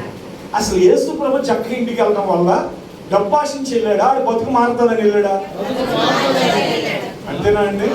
నేను ఎప్పుడు ఒకటి చెప్తాను, డబ్బున్న వాళ్ళు చూసి మీరు ఎప్పుడు అసూయ పడకండి. ఆడుకుంటే మనకి ఎప్పుడు ఒకడు పెడతాడు. 400 ఇచ్చాడా? ఆశలో సగం ఇచ్చాడా? అది మనలాంటి వాళ్ళకి సరిపోద్దా? మరి ఎందుకు ధనవంతుడు చూసి ధనవంతుడు పాస్టర్ గారు అక్కడికి వెళ్తున్నాడు, ఆడి దగ్గరికి వెళ్తున్నాడు కాబట్టి ఆడు అడుగు వచ్చి మనకు అడేది. మంచి పాస్టర్ అదే చేస్తాడు కదా. ఒకసారి వెళ్ళాడు ఆయన, ఒక సీమోన్ అనే పిలిచాడు ఒక వ్యక్తి. ఎక్కడ కూర్చున్నాడు ఆయన? ఒక మూల కూర్చున్నాడు. ఆహ్వానం లేదు, ముద్దు లేదు, టవల్ లేదు, నూనె లేదు, నీరు లేదు, ఏమీ లేదు. అడిగాడా? మరి మిమ్మల్ని పిలిస్తే కనీసం గ్రీటింగ్స్ కూడా ఇవ్వలేదు. ఏం లేదండి. అసలు యేసు ప్రభు జీవితం వేరు, బ్రహ్మం గారి జీవితం వేరు, ఈనాడు బోధకుల జీవితాలు. ఎందుకంటే విలియం బ్రహ్మం కూడా అగ్రపీఠాలు ఆశించిన వాడు, పౌలు అగ్రపీఠాలు ఆశించిన వాడు. ఈనాడు మీరు చూస్తున్నారు. ఇంకొక విషయం చెప్తాను. యేసు ప్రభు స్టే చేయడానికి ఎవరింటికి వెళ్ళాడంటే మరియా, మార్తా, లాజరు అనే వారికి వెళ్ళాడు. వాళ్ళు ఎంత పేదలు అంటే దేవుని మందిరం ప్రభు చెప్పాడు, దేవుని మందిరంలో వాళ్ళు తోడవటము, పరచడము, ఈ మాలయ పనులు చేస్తే ఆలయంలో వచ్చే కొంత ఏదో ఇస్తే దాంతో బతుకుతున్నటువంటి అత్యంత పేదలు. మరి మార్త లాజరు ఇల్లు ఎవరి ఇల్లు అంటున్నది? ఒక పేదవాడి ఇల్లు.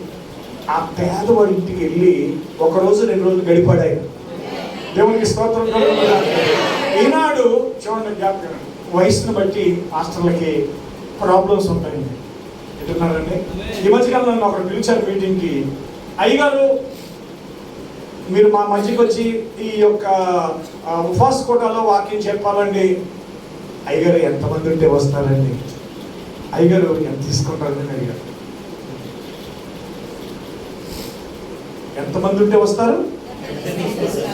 ఎంత తీసుకుంటారు? ఏమని చెప్పాలి అప్పుడు?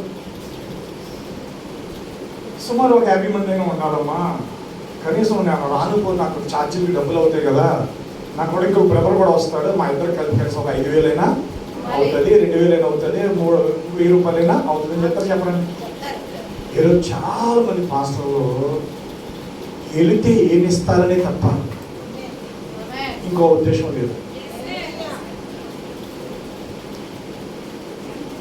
బాధ అనిపిస్తుంది ఈ మాట. ఇవ్వాలి కదండి, వచ్చినందుకు మనం ఇవ్వాలి కదండి, ఇవ్వాలి కదండి. ఇవ్వాలని నాకు ఉండాలి. ఇవ్వాలని వాడికి ఇవ్వలేని పరిస్థితి దేవుడు నిన్ను పంపి వాళ్ళకి ఇవ్వడా?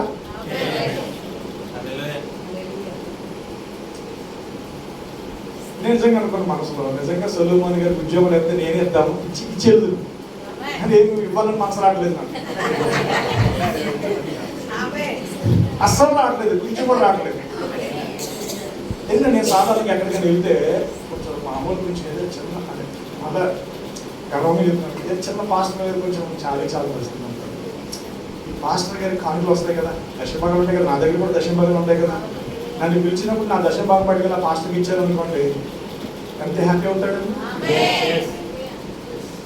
నేను వెళ్తే 2,000 ఇచ్చిన వాళ్ళు ఉన్నారు, నేను 10,000 ఇచ్చి వచ్చాను. నేను వెళ్తే 3,000 ఇచ్చిన వాళ్ళు ఉన్నారు, నేను 5,000 ఇచ్చి వచ్చాను. ఎందుకు చెప్తున్నానంటే, సేవకుడు అంటే అదే పౌలు చెప్పాడు, పుచ్చుకున్నట్టు కంటే ఇచ్చుకుంటుందని చెప్తాడు. కేవలం విశ్వాసులకే నేర్పుతారు ఈ మాట.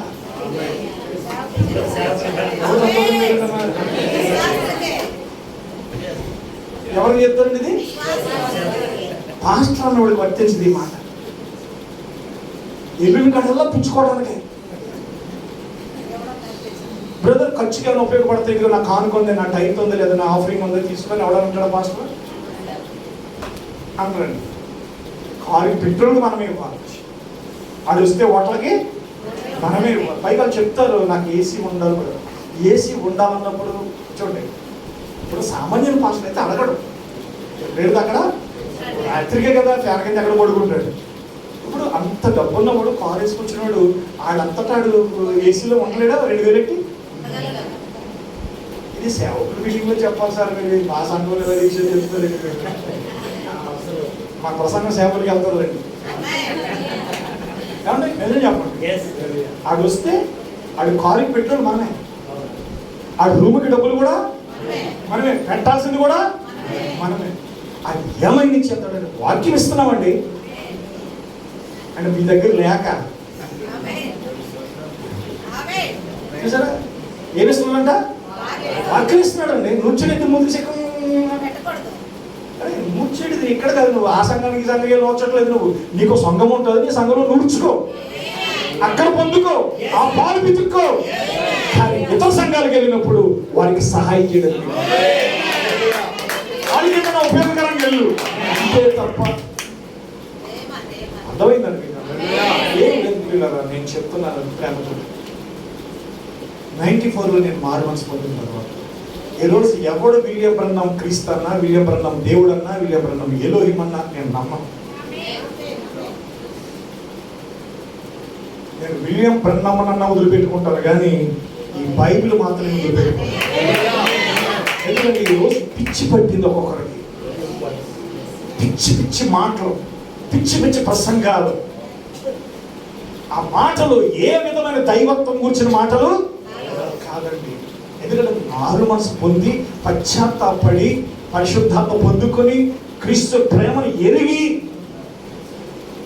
దీనత్వం, తగ్గింపు నీకు వచ్చినప్పుడు నీ జీవితంలో నువ్వు మాట్లాడే మాటలు వేరుగా ఉంటాయి, బతికే బతుకు వేరుగా ఉంటాయి. పెద్ద సమస్య ఏంటంటే రాకడ జరిగిపోయింది అంటున్నా, అరగుళ్ళో రాకడ జరిగిపోయింది అంటున్నా. నేను ఈ రాకడ జరిగిపోయిన వాడికి ఈ వల్గర్ లాంగ్వేజ్ ఎందుకు వస్తుంది? బూతులతో కూడిన మాటలు, కలపపు మాటలు. పిల్లలనేమో పెద్ద పెద్ద కాన్వెంట్లో చదివించుకోవడము, చర్చిలేమో ఏసీ చర్చిలు పెట్టుకోవడం, పిల్లల కారులేమో హై క్లాస్ కార్లు కొనుక్కోవడం, హై క్లాస్ బట్టలు కొనుక్కోవడం. అసలు యేసు ప్రభు వచ్చేస్తే ఇక ఇవన్నీ అవసరమా అండి? ప్రతి కాలంలో యేసు ప్రభు వస్తున్నాడు అని చెప్తే ఆస్తులు అమ్ముకుని, ఉద్యోగాలు వదిలిపెట్టి, వింటున్నారండి, కుటుంబాలు వదిలిపెట్టి అక్కడికి వెళ్ళారు. లహరి కృష్ణ చేతిలో కూడా అలాగే మోసపోయారు. రీసెంట్లీ మొన్న 24లోనా 25లోనా అక్కడ మొన్నే కదా, మొన్నే ఆఫ్రికాలో ఎంతమంది 200-300 మంది చచ్చిపోయారు ఉపవాసాలండి. ఏది వచ్చేస్తున్నాడని సెప్టెంబర్ 23వ తారీఖున వచ్చాడా? లహరి కృష్ణ కూడా అదే చేశాడు. ఈ బాధ ఇప్పుడు కదండి, 1977లో బ్రహ్మంగా ఏమన్నాడు, రాకడ జరగవచ్చు అన్నాడు. ఆ ఒక్కటి తీసుకుని హరికృష్ణ అన్నాడు, రాకడ వచ్చేస్తుంది అన్నాడు. అందరూ అన్ని దేశాలు జమ్ముకుని వచ్చి ఆ దగ్గర పెట్టారు. ఏడంటే నేనే నాలో ఉన్నాడు క్రీస్తు అన్నాడు. సేమ్ లహరి కృష్ణ, వేల్పూర్ థామస్ వీళ్ళందరూ ఏదైతే బోధించారో ఈరోజు ఎంటైర్ మెసేజ్లో ఓ గ్రూప్ బ్యాచ్ అంతా కూడా యేసుప్రభు వచ్చేసాడు, విలియం బ్రన్నమ్లోకి వచ్చేసాడు. విలియం బ్రన్నమే యేసుక్రీస్తు, విలియం బ్రన్నమే మనుష్య కుమారుడు, విలియం బ్రన్నమే యెహోవా. అసలు నేను అన్న నీకు అసలు మారు మనసు ఉందా? పాపమును కొంచెం పశ్చాత్తాపం ఉందా? దీనత్వం ఉందా? తగ్గింపు ఉందా? పరిశుద్ధాత్మ నడిపింపు ఉందా? ఏమీ లేవా? వచ్చేసాడు అంటావా? వచ్చేసి విలియం దిగిపోయాడు అంటావా? 63లో వచ్చేసేవాడంటావా? 65లో కూడా ప్రవక్త వస్తున్నాడని చెప్పాడు. ఎవరండి? క్రీస్తు వస్తున్నాడు అన్నాడు. దేవునికి స్తోత్రం కలుగునుగాక. హల్లెలూయా. ఎందుకంటే ప్రియమైన వారలారా, ఈరోజు వచ్చేసాడని బోధించేవాళ్ళు ఏంటన్నారంటే వాళ్ళు కొన్నంత డబ్బు పిచ్చి, పబ్లిసిటీ పిచ్చి ఎవరికి లేదు. ఏం చేద్దామని గారు, ఏం చేద్దామంటే భయముతోనూ, పవిత్రతతోనూ, దీనత్వంతోనూ, వణకతోనూ మనం ఆయన రాకడ పడలేదు. ఈరోజు వాళ్ళు ప్రసంగాలు వింటాం, వీళ్ళు ప్రసంగాలు వింటాం, వాళ్ళు ప్రసంగాలు వింటాం, వీళ్ళు ప్రసంగాలు వింటాం. ఆ ప్రసంగాలు విని విని విని చివరికి ఏది నమ్మాలో తెలియని పరిస్థితి వెళ్ళిపోయారు. మీరు అనుకుంటున్నారు నోవహు దినములు అంచె దినములు, లోతు దినములు అంచె దినములు. అపోస్తలుడైన పౌలు మరొక అంచె దినాల గురించి చెప్పాడు. ఒకసారి బైబిల్ తెరుద్దాం, దేవుని వాక్యాన్ని. నేను కొద్దిసేపు వాక్యాన్ని బోధిస్తాను. ఇప్పటివరకు వెళ్ళాలి ఏంటండి, జరుగుతున్న విషయాలు, జరుగుతున్న సంఘటనలు విన్నాం. ఇప్పుడు వాక్యం విందాం. ఈ కాలపు ప్రవక్త విలియం మ్యారియన్ బ్రెన్హామ్ గారు బోధించిన వర్తమానము తప్పించుకొని ఇక్కడికి త్వరగా రొమ్ము అనే వర్తమానంలో చెప్తున్నారు. తప్పించుకొని త్వరగా ఇక్కడికి రొమ్ము అనే వర్తమానం చెప్తున్నారు. Praise Lord. హల్లెలూయా. సరే, ఇది చదవడానికి ముందు మనము లూకాసు వార్త 17వ అధ్యాయము, లూకాసు వార్త 17వ అధ్యాయము 26వ వచనం. నోవహు దినములలో జరిగినట్టు, నోవహు దినములలో జరిగినట్టు మనుష్య కుమారుని దినములలోనూ జరుగును, మనుష్య కుమారుని దినములలోనూ జరుగును. నోవహు ఓడలోనికి వెళ్ళిన దినము వరకు, నోవహు ఓడలోకి వెళ్ళిన దినం వరకు జనులు తినుచు త్రాగుచు పెండ్లాడుచు పెళ్లికి ఇయ్యబడుచు ఉండేది. ఏం చదివేస్తున్నాము? అంతలో జలప్రలయం వచ్చి వారందరినీ నాశనం చేశారు. లోతు దినములో జరిగినట్టును జరుగును. జనులు తినుచు త్రాగుచు కొనుచు అమ్ముచు నారు నాటుచు ఇండ్లు కట్టుకొనుచు నుండిరి. అయితే లోతు సొదొమ విడిచిన దినమున ఆకాశం నుండి అగ్నిగంధకములు కురిసి వారందరినీ నాశనం చేశారు. ఆ ప్రకారమే మనుష్య కుమారుడు ప్రత్యక్షమగు దినమున జరుగును. ఆమేన్. ఇప్పుడు జాగ్రత్తగా కిందకి మీరు చదువుకుంటూ వస్తే ఆ దినమున మిద్ది మీద ఉండువాడు ఇంట ఉండు తన సామాగ్రిని తీసుకుని పోటకు దిగకూడదు, అలాగే పొలములో ఉండువాడును తిరిగి రాకూడదు. లోతు భార్యను జ్ఞాపకం చేసుకునండి. తన ప్రాణమును రక్షించుకొనగోరువాడు దాన్ని పోగొట్టుకొనును, దాన్ని పోగొట్టుకున్నవాడు దాన్ని సజీవముగా కాపాడుకొనును. ఆ రాత్రి ఇద్దరు ఒక మంచం మీద. ఏ రాత్రి? ఏ రాత్రి? అదే చదవాలి. ఏ రాత్రి? రాకడ అనేది జరిగితే ఆ రాత్రి ఏం జరుగుతుంది? ఇద్దరు ఒక మనిషి మీద ఉందురు, వారిలో ఒకరు కొలుపబడదు, ఒకరు విడిచిపెట్టబడదు. ఇద్దరు స్త్రీలు ఒక తిరగల విసిరిసుదురు, ఒకరు కొలుపబడదు కనుక విడిచిపెట్టబడదు. శిష్యులు ప్రభా ఇది ఎక్కడ జరుగునని ఆయన అడిగినందున ఆయన పీను ఎక్కడ ఉన్నదో అక్కడ గ్రంథము పోగునని వారు చెప్పండి. హల్లెలూయా. ఎక్కడ ఇది జరుగుతుంది అని అంటే పీను ఎక్కడ ఉందో గ్రంథాలు అక్కడ పోగవుతాయన్నాడు. సరే, ఇప్పుడు మీరేం చెప్తారు? నేనేమీ చెప్పను. ప్రవక్త ఏం చెప్పాడు అది చెప్తాను. నా సొంత అనుభవం ఎప్పుడు చెప్పను. కానీ నాకు ఏదైనా అర్థం కాకపోతే ప్రశ్నేసి మీకు నిలబెడతాను తప్ప. ఓకే, అర్థమైందండి? ఇప్పుడు రాకడ జరిగితే జరగాల్సిన కొన్ని కార్యాలు ఉన్నాయి. ప్రవక్త బ్రహ్మం గారు అన్నాడు, ప్రతిదినము ప్రపంచవ్యాప్తంగా 500 మంది అదృశ్యమవుతున్నారు అన్నాడు. అంతేనండి అన్నాడా? కొంతమంది ఏమయ్యారో తెలియట్లే, ఇంకా వస్తాడని చూసే వాళ్ళు ఉన్నారు, ఏదో చనిపోయాడు అనుకునే వాళ్ళు ఉన్నారు, లేదంటే ఎక్కడికో వెళ్ళాడు అనుకునే వాళ్ళు ఉన్నారు. ఒక 500 మంది అదృశ్యం అవుతున్నారు. ప్రవక్త బ్రహ్మం గారు ఏమన్నాడంటే, ఒకవేళ క్రీస్తు రాకడే జరిగితే ఎత్తబడే గుంపు ఎంత తక్కువగా ఉండదు అన్నాడు. అది కూడా అంతే సంఖ్య చెప్పాడు. అది కూడా ఏది సజీవముగా ఉండి ఎత్తబడే వారి సంఖ్య చెప్పాడు. కానీ అన్ని సంఘ కాలాల్లో నిద్రించిన వారి గురించి చెప్పలేదు ఆయన. అది కోటాను కోట్లుగా ఉండొచ్చు. పునరుత్థానంలో ఎంతమంది ఉంటారండి? 2000 సంవత్సరాల నుంచి క్రీస్తు కూడా రక్తం కాల్చిన వాళ్ళు ఉన్నారు కదండి. హల్లెలూయా. నేను చెప్తున్నా, నైజీరియాలో చాలా మంది క్రైస్తవులు ఎందుకు చంపేస్తున్నారు? క్రైస్తవులు అయినందుకు చంపేస్తున్నారు. అది పరలోకం వెళ్తారా, నరకం వెళ్తారా?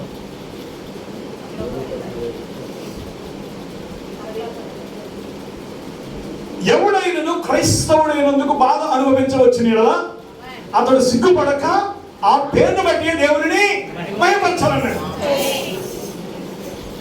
నువ్వు క్రైస్తవుడు అయ్యావు అని అంటే, క్రైస్తవుడైనందుకు బాధ అనుభవించావు అని అంటే ఎక్కడికి వెళ్తావు?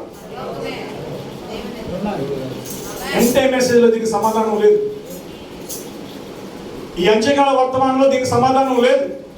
ఎందుకు సమాధానం లేదంటే, విలియం మేరియన్ బ్రహ్మం ప్రవక్తని నమ్మకపోతే, యేసుక్రీస్తు నామములో బాప్తిసం పొందకపోతే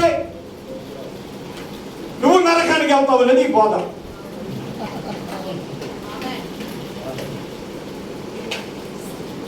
నేను తప్పు చెప్తున్నాను. ఎవరు వెళ్ళిపోయారు బయట. ఇంకా కొంతమంది లిక్స్ తర్వాత ఇంకా కొంచెం వాక్యాలు ఎత్తుకుంటుంది. డ్యూటీకి వెళ్ళిపోయాడు. నాకు ప్రసంగం చేసిన కొంతమంది లిక్స్ వెళ్ళిపోతారు. భలే ఆడదని వెళ్తుందని సిగ్గుపడి ప్రవక్త ఏమన్నా అంటే అది అవమానం అన్నాడు. సరే, మాకు వాళ్ళు ఉద్యోగం కోసం వెళ్ళుంటారు, అంటారు ప్రాబ్లం కలిగాని. ప్రవక్త బ్రహ్మం గారు ప్రసంగం చేస్తుంటే అనేకులు తెలియదు మీకు. మీరు కూడా ఇక్కడ ఉంటారనుకోండి. ఆఖరి ఒక చెప్పండి, వాళ్ళకి పరలోకం వెళ్తారా ఎవరా? ఎంటే మెసేజ్లో దీనికి జవాబు లేదు. ఎందుకంటే విలియం బ్రహ్మంలో దేవుడు అని ప్రవక్తని నమ్మలేదు, యేసుక్రీస్తు నామములో బాప్తిసం లేదు, వాళ్ళకి పరలోకం లేదు. మిమ్మల్ని అందరినీ తీర్పులుగా పెట్టుకుంటాడు దేవుడు అక్కడ.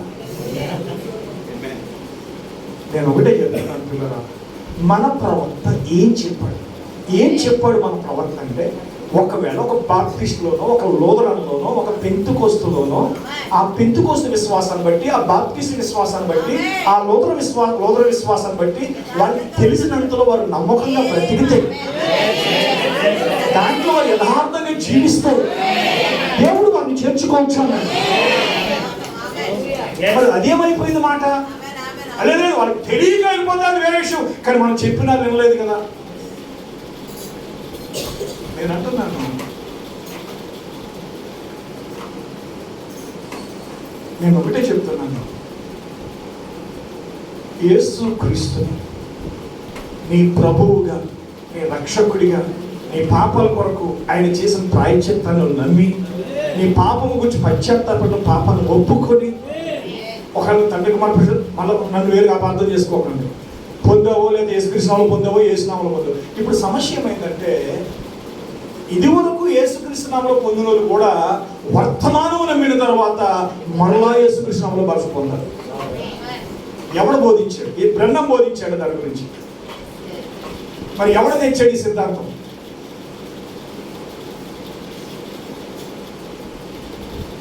ఎవడో తెచ్చాడు. ఏమండి? అప్పుడు నీకు మారు మనసు ఇచ్చినోడు, అప్పుడు నీకు పరిశుద్ధాత్మ ఇచ్చినోడు ఆయనేనా? ఆ పొందిన కూడా యేసుక్రీస్తునామలోనేనా? మరలా నువ్వు యేసుక్రీస్తునామలో పొందడం కారణం ఏంటి? వర్తమానం తెలియకుండా తీసుకున్నాను సార్. ఇప్పుడు వర్తమానం తెలుసుకుంది కాబట్టి, నేను సేవకు వెళ్తున్నాను కాబట్టి, నేను సంఘానికి వెళ్ళాలి, మళ్ళీ తీసుకోవాలి. వీడు కొంతమందిని తయారు చేస్తాడు. ఇప్పుడు రాకడైపోయి తరగకూడదు అన్న కూడా కొంతమంది బ్యాచ్ ఉంది. ఈ రెండో జన్మలో బాప్సం ఉండాలనేది ఇప్పటికే తండ్రి కుమార పరిశుద్ధాత్మలో పొందిన వాళ్ళేమో ఎంతో నీతిగా, యథార్థంగా, పవిత్రంగా, పరిశుద్ధంగా జీవించి వాళ్ళు విశ్వాసాన్ని వాళ్ళు కాపాడుకుంటున్నారు. కానీ వాడికి మనం జడ్జిమెంట్ చేస్తున్నాం. ఎందుకంటే బైబిల్ ఎక్కడా తండ్రి కుమార్ లేదు, నిజమే. యేసుక్రీస్తులో బాప్సం ఉంది, నిజమే. అది వింటున్నారండి? అయితే నేను చెప్తున్నాను, తప్పక ఒకవేళ దేవుడి ఎన్నికలో ఉంటే, దేవుడి చిత్తములో ఉంటే, వాళ్ళు ప్రవక్త బ్రహ్మం చెప్పాడు, బుద్ధిగల కన్యకలు, బుద్ధి లేని కన్యకలు అనే వర్తమానాలు ఏం చెప్పాడంటే, ఎత్తబడే సంఘం ఎత్తబడిన తర్వాత, సజీవంగా ఎత్తబడిన తర్వాత శుద్ధీకరణ ద్వారా బుద్ధి లేని కన్యకు వస్తానండి. అది ఎవడని చెప్తాడు? ఇప్పుడు మొదటి పునరుత్థానంలో పాలు పొందువారు ధన్యులు, సజీవంగా ఎత్తబడతారు. లేదా మొదటి రాకల్లో అదే ఎత్తబాటులో ఎత్తబడతారు. ఓకే, ఇప్పుడు 1080 వాళ్ళు ఉండరు కొంతమంది. కానీ ధవల సింహాసనం తీర్పు దగ్గర వాళ్ళు వస్తారా? అక్కడ గొర్రెలు మేకలు వేరు చేస్తాడా? నేను ఒకటే చెప్తున్నా, బ్రహ్మమ్మ గారి మెసేజ్లో నువ్వు కోణం పట్టుకుని వెళ్ళిపోయి ప్రజలు రెచ్చగొడుతున్నావు. కానీ విలియం బ్రహ్మం గారి మెసేజ్లో నేనే చెప్పేదానికి ప్రవక్త చెప్పాడా చెప్పలేదా అది చెప్పగలగాలి.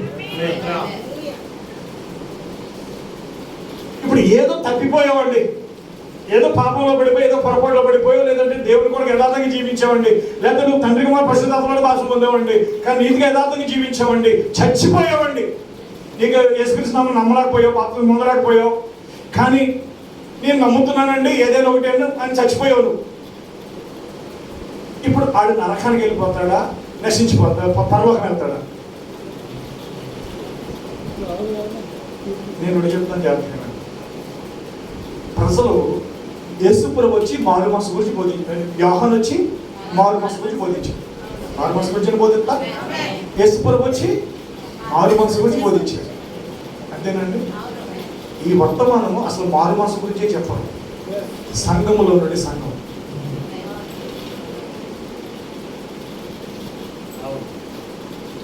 అటు రోదరను మన సంఘంలోకి వస్తే ఆడు వర్తమాన విశ్వాసం ఏర్పడింది. అడిగి అసలు మారు మనసు ఉంది. ఆడక్కడ భక్త బ్రహ్మం చెప్పాడు, వాళ్ళు వస్తారు కానీ వాళ్ళ యొక్క పద్ధతులు మాత్రం విడిచిపెట్టరు, వాళ్ళు పట్టుకునే వస్తారండి. ఇప్పుడు అంక్షకాల వర్తమాన విశ్వాసం ఇప్పుడు యేసుక్రీస్తునామములో వల్ల మారు మనసు ఉన్నవాడికి అసలు పాపాల గురించి పశ్చాత్తాపడ్డా అడిగి వర్తమానంలో 2 పిల్లలు ఉన్నాడు, 3 పిల్లలు ఉన్న కూడా వచ్చేస్తాడు. అడిగి మారు మనసు ఉంటే ముందే వచ్చి ఒప్పుకుంటాడు. అయ్యా నా పరిస్థితి ఇది, అయ్యా చెప్పింది కదా, సమరస్త్రీ చెప్పింది కదా, అయ్యా నా పరిస్థితి ఇది అయ్యా అని చెప్పింది కదా. కానీ నేను బాప్తిసం పొందేస్తాడు, సంఘంలో సభ్యుడైపోతాడు, అప్పుడు చెప్తాడు ఈ హిస్టరీ అంతా. అలా కాదండి. నువ్వు దేవుని దగ్గరికి వచ్చేటప్పుడే మారు మనసు ఉంటే నీ పాపను ఒప్పుకుని బాప్తిసం పొందుతావు. ఎందుకంటే నీ పాపను దాచిపెట్టి బాప్తిసం పొందవు. అలాగే జరిగింది మా సంఘంలో కూడా. సరే, అవి చెప్పడం వేస్ట్ టైం అది. నేను ప్రేమతో చెప్తున్నాను పిల్లరా, ఈరోజు మీరు జీవితాల్లో ప్రవక్త ఏం చెప్పాడు, ప్రవక్త లాంటి మనసు ఎవరు ఉంది? ఈ ఎండ్ టైమ్ మెసేజ్ బోధించే వాళ్ళలో ప్రవక్త లాంటి మెసేజ్. ప్రవక్త అన్నాడు, నేను సంఘ శాఖలను దీవించును అన్నాడు. సంఘ శాఖలు నేను దీవించును అన్నాడు. కానీ అదే సంఘ శాఖలను విశ్వాసం నేను ప్రేమిస్తున్నాను అన్నాడు. సంఘ శాఖలు శపించబడ్డాయి అన్నాడు. దేవుడు శపించడం నేను దీవించలేను అన్నాడు. కానీ అందులో దీవించబడిన ప్రజలు ఉన్నారు. ప్రవక్త అదే చెప్తాడు ప్రతిసారి. నువ్వు డినామినేషన్ చూసేటప్పుడు కేవలం మీద బిల్డింగ్, ఆ పేరు కాదు, ఆ లోపల దేవుని పిల్లలు ఉన్నారు. నువ్వు ఎంత కన్నీరు కాల్చి ఎన్ని ఆత్మలను దేవునికి నడిపించావు. ఎవరి మీద ద్వేషం, సంఘం మీద ద్వేషం, పాస్టర్ల మీద ద్వేషం, విన్నానండి, ఆ సంఘ ఆచారాల మీద ద్వేషం, ఆ సంస్థల మీద ద్వేషం. ఆ ద్వేషంతో నువ్వు బోధించావు. వాడు ఆ మాటలు బట్టి నీ దగ్గరికి వచ్చాడు. వాడి మైండ్ ఎప్పటికీ పరిశుద్ధాత్మ పొందదు. ఎందుకంటే ఈ స్పిరిట్ ద్వేషంతో పిలిచాడు. అంటే వాళ్ళ మీద చెడుగా ప్రసారం చేసి నువ్వు లాక్కున్నావే తప్ప క్రీస్తు ప్రేమను గురించి కానీ, దేవుడి యొక్క సంకల్పం గురించి కానీ, దైవికమైన దేవుని ప్రణాళిక గురించి నువ్వు చెప్పలేదు. కేవలం సంఘంలో నశించిపోతా ఉన్నావు. అది సంఘాన్ని విడిచిపెట్టి ఈ సంఘంలోకి వచ్చాడు తప్ప వాడు లోతులను ఆత్మ విడిచిపెట్టి రాలేదు. ఆ సంఘంలో డినామినేషన్ సస్తామని చెప్పావు, నశించిపోతామని చెప్పావు. అందుకే నేను చెప్తున్నాను ప్రియులారా, ఈరోజు దేవుని ప్రవక్త మనకు చెప్తున్న విషయాలు ఒక కోణంలో వెళ్ళకండి. నేను అంటున్నాను, ప్రవక్త సామాన్యతలో దేవుడు తన మరుగుపరిచిన సామాన్య దేవుడు పరుగుపరిచి ప్రవక్త బ్రహ్మంగా చెప్పింది, నా గురించి మీరు ఇదివరకు ఏమి విన్నా అదంతా మర్చిపోండి. నా గురించి మీరు మర్చిపోండి. 7 లాస్ట్ పేజీలో చదవండి. మర్చిపోండి అంటారు. ఎందుకు మర్చిపోండి అంటారు తెలుసా? అది మీరు చూడద్దు, నేను కూడా కృప చేత రక్షించబడి కాదు. ఆయన చేసిన కార్యాన్ని మాత్రమే చూడండి, నా వైపు చూడద్దు. నా వైపు చూడొద్దని చెప్పాడు ఆయన. అదే సామాన్యులు మరుపు వచ్చిన అన్నాడు. ఈ మర్మాలు, ఈ ముద్రలు తెలిసిన తర్వాత ఎలా విర్రవీగుతారో ప్రవక్తకు ముందే తెలుసు. కాబట్టి దేవుడు ప్రవక్త అన్నాడు, దీనులుగా ఉండండి, దీనులుగా ఉండండి, తగ్గించుకుని ఉండండి. అది ఉందా? ఉండదు. ఎందుకు ఉండదు? జ్ఞానము ఉప్పొంగ చేస్తుంది. జ్ఞానము మీరు అనుకుంటున్నారా? సాతానుడికి దేవుని మర్మాలు తెలియదా? బైబిల్లో ఉన్న మాట, సాతానుడికి దేవుని మర్మాలు తెలియదా? ఒక మాట అనొచ్చు మీరు, అసలు ఆయన ఎవరో వారికి ఆయనకి దెయ్యానికి తెలియదు అంటారు. కొంతమంది సాతానికి తెలియదు అంటారు. దెయ్యానికి ఎందుకు తెలుసు? బాగా తెలుసు. సర్వోన్నతుని దేవుని కుమారుడా, దేవుని పరిశుద్ధుడా, నీ సమయం ఇంకా రాలేదని చెప్పాయి దెయ్యాలు. అప్పుడే మమ్మల్ని నశింపజేసే వచ్చింది వారిని. జాగ్రత్తగా. ఇప్పుడు కైప అన్న వీళ్ళందరూ కూడా క్రీస్తుకు వ్యతిరేకంగా మాట్లాడతారని క్రీస్తుకు తెలుసా తెలీదా? ఆయన సిలువేయండి సిలువేయండి అని కేక వేస్తారని ఆయనకు తెలుసా తెలీదా? అది ఆ పని చేయాలంటే ఎవరు ప్రేరేపించాలి? దెయ్యమే ప్రేరేపించాలి. ఇదంతా గాడ్స్ ప్లాన్ అని అంటారా? దేవుడి ప్రణాళిక అని అంటారా? అది పౌలేమన్నాడు, మహిమా స్వరూపకు ప్రభు ఎవరో వారికి తెలుస్తుంది నెల వారు ఆయనను సిలువేయకపోయింది. ఇప్పుడు అదే పౌలు ఏమంటున్నాడు కొరింథీ పత్రికలోను, రోమపత్రికలో అన్నాడు, కొంచెము కఠిన మనసు వారికి కలుగు చేశాడు. ఎవరి కోసం కఠిన మనసు కలుగు చేశాడు? ఆడాలి ఒలివ కొమ్మైన మనలను సహవాసమైన ఒలివ కొమ్మ అంటు కట్టడానికి వారి కఠినం. మన కాలం ఒకటి ఇచ్చాడు దేవుడు. ఆ కాలం సంపూర్ణమైన తర్వాత దేవుడు మన తన ప్రజల వైపు తిరుగుతాడు. ఇదంతా గాడ్స్ ప్లాన్ అండి. ఇదంతా చూడగలరా? దేవుని ప్రేమతో మనం నింపబడాలి, దేవుని ఆత్మతో మనం నింపబడాలి. హల్లెలూయా. మన జీవితంలో దీనత్వం కావాలి, తగ్గింపు కావాలి. ఎందుకంటే సేవ అంటే పరిగెత్తికి పట్టేసుకుంటే నడిచేది కాదండి. ఒకవేళ దేవుడిని సేవకు పిలిస్తే ఆ సేవ నడిపించాల్సింది కూడా ఆయనే. ఎన్నో ఒత్తిడులు వస్తాయి, ఎన్నో ఒత్తిడులు వస్తాయి. అందరూ విడిచిపెట్టి వెళ్ళిపోయే రోజు వస్తుంది. అందుకే పౌలు అన్నాడు, అందరూ విడిచిపెట్టి వెళ్ళిపోయాడు. కొన్నిసార్లు పాస్టర్ గారు ఒంటరిగా ఉండాల్సిన రోజులు ఉంటాయి. ఈ రోజుకి కొన్నిసార్లు నేను ఇద్దరున్న ప్రసంగం చేస్తాను. మంచి తెలుసు, పక్కన నా గోడొచ్చిన బ్రదర్ తెలుసు. బుధవారం మీటింగ్లు, శుక్రవారం మీటింగ్లు, శనివారం మీటింగ్లు. కొన్నిసార్లు ఆ వ్యక్తి కూర్చుంటే నేను వాకింగ్ చెప్తాను, ఇద్దరు కలిసి ప్రార్థన చేస్తాను. ఎందుకంటే నన్ను పిలిచిన వాడు నన్ను సంఖ్యతో పిలవలేదు,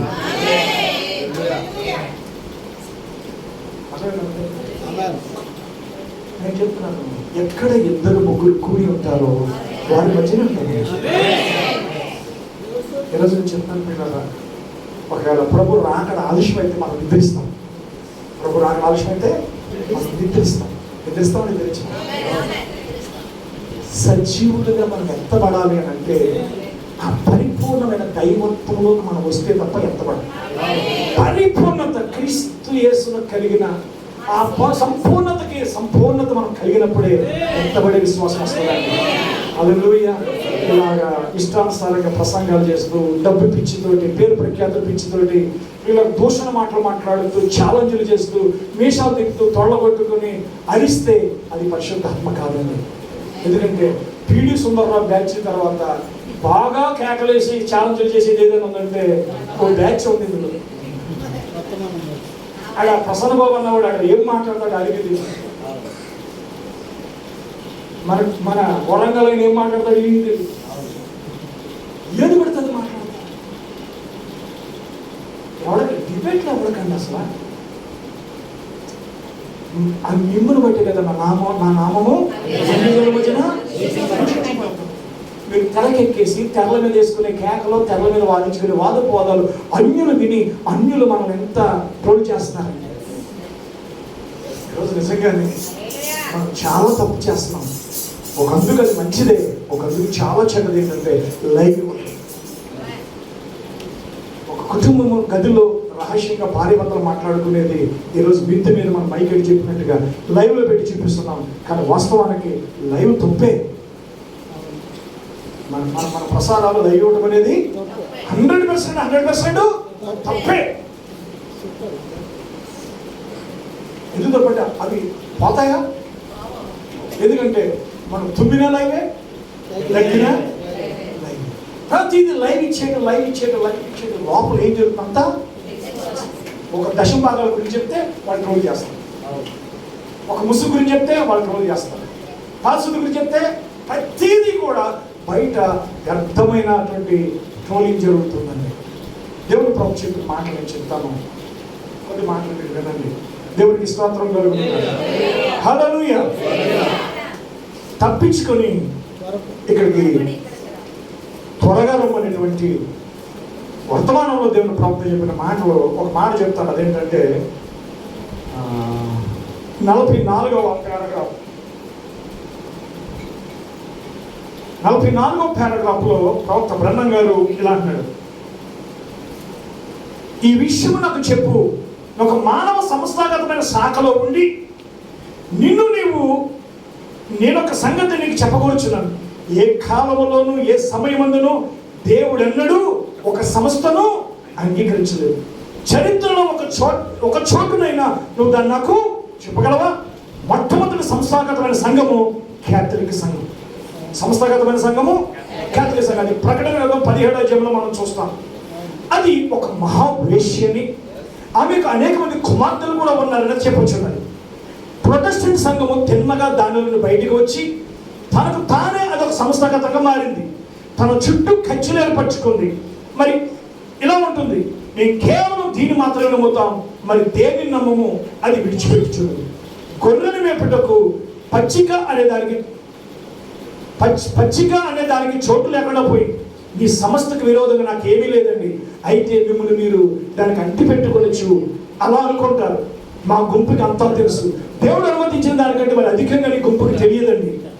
మెథడిస్టు, బాప్టిస్టు, పెంతెకోస్తు సంస్థల కొరకు యేసు మరణించలేదండి. ఆయన తన పూర్తి శరీరం కోసమే చనిపోయాడు.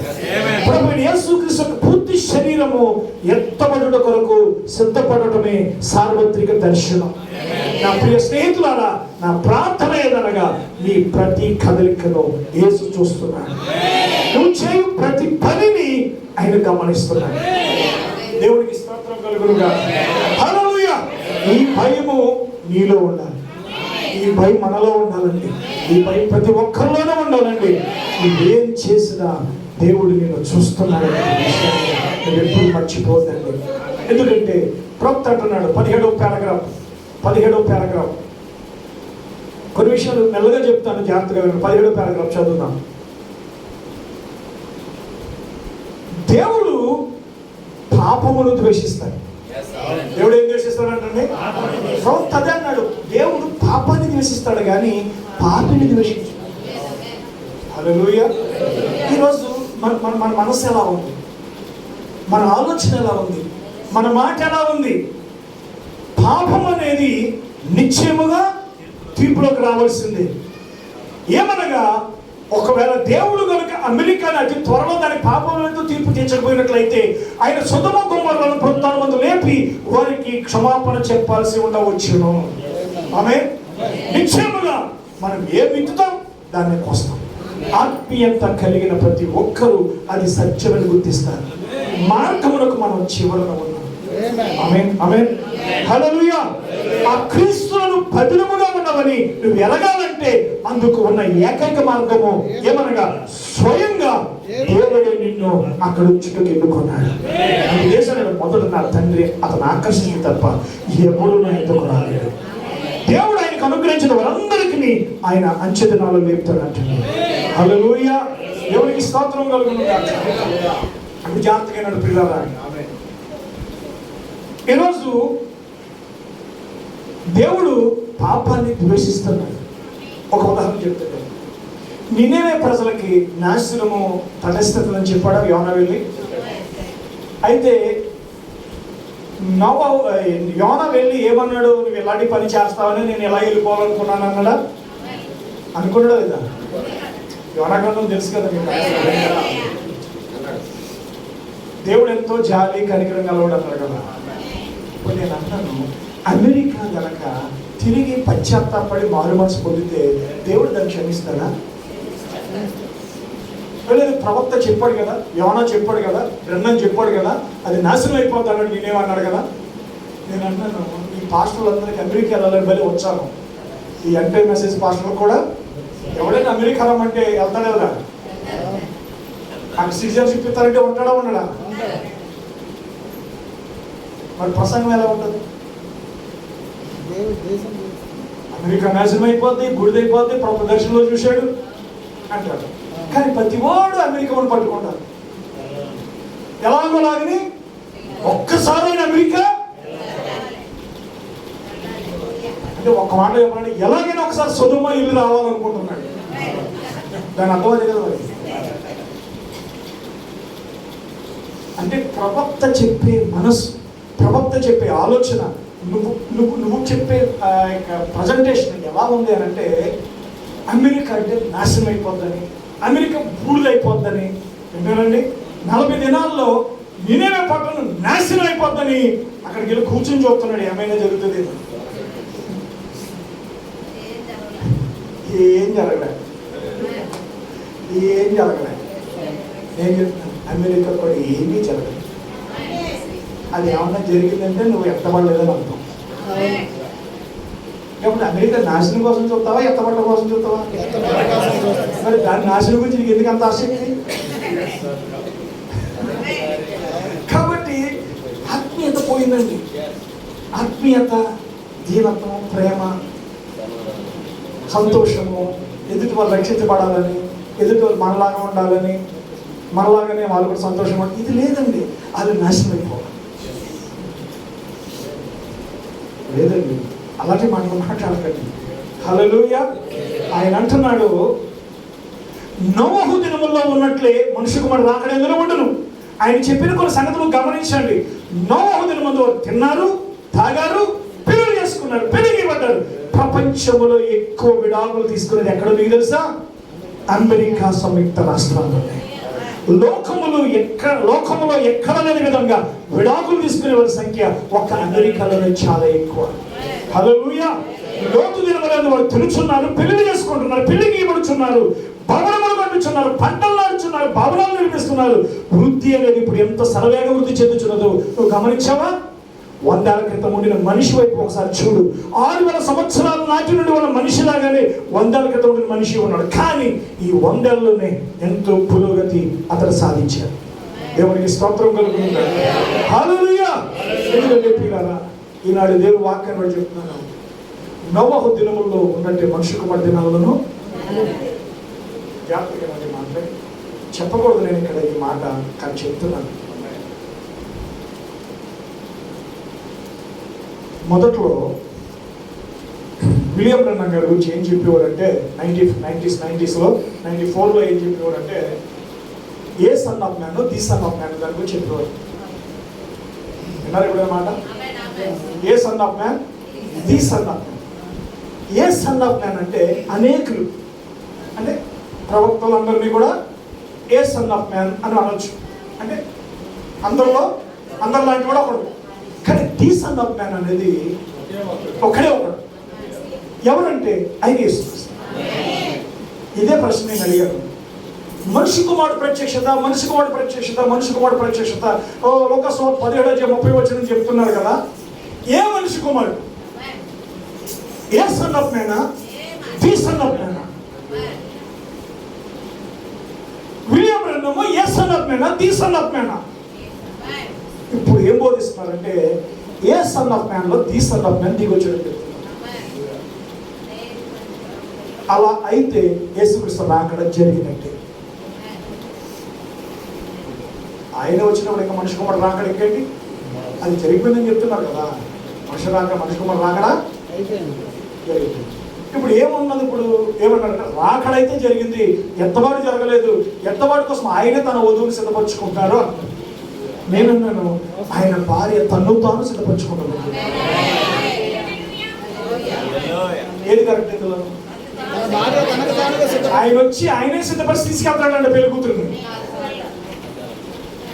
బైబిల్లో ప్రకటన 19:7 ఆయన భార్య తను తాను సిద్ధపరచుకుంటున్నాడు. దేవుడు సిద్ధపరచుకుంటుంది వాక్యం అనే వస్త్రము చేత, నీతి క్రియ అనే వస్త్రము చేత. అంతేనా అండి? అంటే రెబెకాను తీసుకెళ్ళడానికి ఎలియాజరు వచ్చాడా, లేకపోతే ఎలియాజరు చేత పంపబడినటువంటి వస్త్రాలు ఆభరణాలు ఎలియాజరు చేత పంపించాడా? ఎలియాజరు చేత పంపించాడు రెబెకాకి. ఎవరు? అబ్రహాము కావచ్చు, ఇస్సాకు కావచ్చు. అంతేనా అండి? హల్లెలూయా. అంటే ఇప్పుడు ఇక్కడ మేము చెప్తున్నాం, ఇప్పుడు ఏలియా లేకపోతే ఎలియాజరు ఆ పొలంలో ఇస్సాకుని ఎవరు చూశారు? రెబెకా చూసింది. అంతేనండి? చూసిన తర్వాత ఆమె ఒంటె దిగి ముసుగు వేసుకుని అడిగింది, ఈయన ఎవరు అంటే ఈయన నా యజమానుడు యొక్క కుమారుడు. ఇప్పుడు చక్కగా ఇది ఏమైందంటే 63లో మేఘం వచ్చింది. ఆ మేఘమే క్రీస్తు అని మీరు నమ్ముతున్నారు. ఏది? భౌతికమైన రాకడని వాళ్ళు నమ్ముతున్నారు. కానీ అక్కడ వచ్చిన ఒక సూచన అని ప్రభు చెప్పాడు. ఒక మాటలో చెప్పాలంటే విలియం బ్రన్నమ్ గారు ఆ పేరును చూశాడు. విన్నారండి? ఆ మేఘంలోకి వెళ్ళాను అన్నాడు, లేకపోతే ఆ దూతలో కొలిపోబడ్డాను అన్నాడు. అది చెప్పక ముందు 62 డిసెంబర్లో కూడా చెప్పాడు. దాన్ని వింటున్నారండి? ఫిబ్రవరి 28లో జరిగిందని చెప్పాడు. మార్చి నెలలో దాన్ని ముద్ర బోధించాడు. అయితే మీరు గమనించండి, ఆ చిత్రము 64 లేక 65లో దేవుడు తిప్పు అన్నప్పుడు అది చూసి అది క్రీస్తు. అది మీకు అర్థం కాకపోతే మనం సైలెంట్గా ఉండడం మంచిది. అది అర్థం కానప్పుడు ఏం చేయాలి? మనం బైబిల్లో ఎక్కడ సైలెంట్గా ఉండమంటే అక్కడ మనం సైలెంట్గా ఉండాలి, ఎక్కడ మాట్లాడమంటే అక్కడ మాట్లాడాలి. ప్రవక్త బ్రన్నమ్ అన్నాడు తప్పుడు అనువాదం చేయకూడదు, దాని తప్పుడు స్థానంలో ఉంచకూడదు అని చెప్పాడు. అంతేనా? అంటే ఈరోజు ప్రజలు మేఘం వచ్చింది, ఇప్పుడు బలిష్ఠుడైన దూత దిగొచ్చాడు కదా. ప్రకటన గ్రంథం 10:10 మనం దిగొచ్చాడు కదా. ఒక పాదం సముద్రం మీద, ఒక పాదం భూమి మీద ఉన్నాడు కదా. అది ఎలాగయ్యని చాలా మంది పాస్టర్లు అడిగారు. నేను చాలా మంది పాస్టర్లు మీరు అడగలేదు ఏమన్నా? అడగాలి కదండి. నాకు డౌట్ ఉంటుంది, నేను అడుగుతానే తప్ప అడగడం. అమెరికా వచ్చి అడిగాను, ఆఫ్రికా నుంచి వాళ్ళని అడిగాను, ఇండియా వాళ్ళని అడిగాను. ఏంటి సార్ ఆ పాదం ఒకసారి పాదం సముద్రం మీద, పాదం భూమి మీద అంటే ఏంటంటే అది క్రూర మృగము, క్యాథలిక్ మరియు అమెరికా అని ఏదో చెప్పారు. మరి ప్రకటన గ్రంథం 1:1 వచ్చినటువంటి దోత ఒక పాదం సముద్రంలో పాదం పొందలేదు కదా, అది ఎలా నెరవేరింది పాస్టర్ గారు? అది నేను అడిగాను. అది దాని అర్థం ఏంటని అడిగాను. ఆయన చాలా మంది చెప్పారు అది పొజిషన్ అని చెప్పారు, దాన్ని ఒక స్థితి అని చెప్పారు. దాన్ని ఏంటది? పొజిషన్ అన్నారు. దాన్ని ఇంగ్లీష్లో పొజిషన్ అన్నారు, తెలుగులో అది ఒక స్థితి అన్నారు. అయితే నేను చెప్తున్నాను ఇప్పుడు ఆ బలిష్ఠుడైన దూత విలియం బ్రన్నంలోకి వచ్చాడు. విలియం బ్రన్నమే ఒక పాదం భూమి మీద, ఒక పాదం సముద్రం మీద పెట్టాడు. ఒక పక్కన క్యాథలిక్ అనే సిద్ధాంతం మీద పెట్టాడు, మరొకటి అమెరికా మీద పెట్టాడు అని చెప్పాడు. నేను ఒకటి చెప్తున్నాను, బైబిల్లో ప్రవక్త ఎలా వివరించాడో అలాగే మనం చెప్పాలి. ఒకవేళ ప్రవక్త అది వివరించలేదు అని అంటే, దేవుని ప్రవక్త 700 బోధించి ఏమన్నాడంటే, మీకు అర్థము కానిది ప్రార్థించండి, అది ఆయన బయలుపరిస్తే తెలుసుకోండి, లేదంటే మీరు కాముగా ఉండండి. అది ఎందుకు తెలుసుకోలేదని ఆయన అడగడం, ఇంకొకటి చేత ఆయన చెప్పించడం. దేవునికి స్తోత్రం కలుగుతుంది.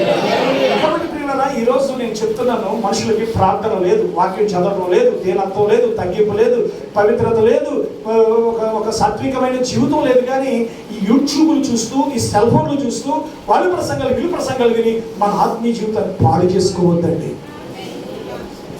అర్థమవుతుందా? ఎందుకంటే నీకు మారు మనసు పొందిన దినాలు, మారు మనసు పొందిన అనుభవం ఒకసారి జ్ఞాపకం చేసుకో. నాకు యేసుక్రీస్తు తప్ప, అపోస్తలుడు పౌలు అన్నాడు, ఇప్పటి వరకు నన్ను ఏదో మీరు అనుకున్నారు. చూడండి ఒకసారి కొరింథీ పత్రిక అంటాడు, ఏమంటాడు ఆయన? మొదటి కొరింథీ పత్రిక 2వ అధ్యాయం 1వ వచనం, సహోదరులను మీ ఎదుకు వచ్చినప్పుడు వాక్చాతుర్యము కానీ జ్ఞానదర్శనంతో కానీ దేవుని మర్మం మీకు ప్రకటించి వచ్చిన వాడునే. ఇప్పుడు పౌలు ఏమన్నాడు? మీతో వచ్చినప్పుడు వాక్చాతుర్యంతో కానీ జ్ఞానాతిశయముతో కానీ దేవుని మర్మమును మీకు ప్రకటించుచు వచ్చిన వాడును కాను. మర్మాలు బోధించే వాళ్ళు ఏముండదు,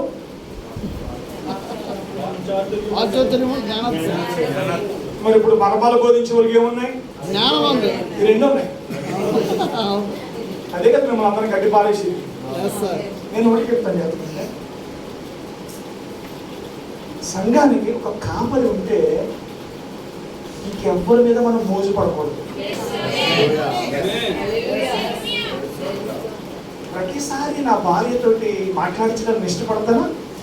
ఎవడన్నా ఇంటికి వస్తున్నాడు అనుకోండి, ప్రతిసారి మా ఎవరితో మాట్లాడతాను నేను, ఏదో లేచిపోతాను. సంఘాలు లేచిపోవడానికి కారణం అదే. చర్చిలో ఉన్న విశ్వాసం లేచిపోవడానికి కారణం ఏంటంటే, ఆత్మీయంగా సంఘానికి సంఘ కాపరి ఆత్మీయ భర్త ప్రతి వాడిని కేకేసేటు కేకేయకూడదండి, నన్ను కూడా కేకేయకూడదు. అయితే నేను నా దగ్గర వస్తే తరుముతాను, ఎవరిని రానివ్వనండి. ఒకనాడు ఏమైనా కీబోర్డ్ వాయించేవాడు, తబలా వాయించేవాడు, ఏదైనా ప్యాడ్స్ వాయించేవాడు అయితే డబ్బులు ఇచ్చి పెట్టుకుంటాను తప్ప నా సంఘంలో కలుపుకోండి.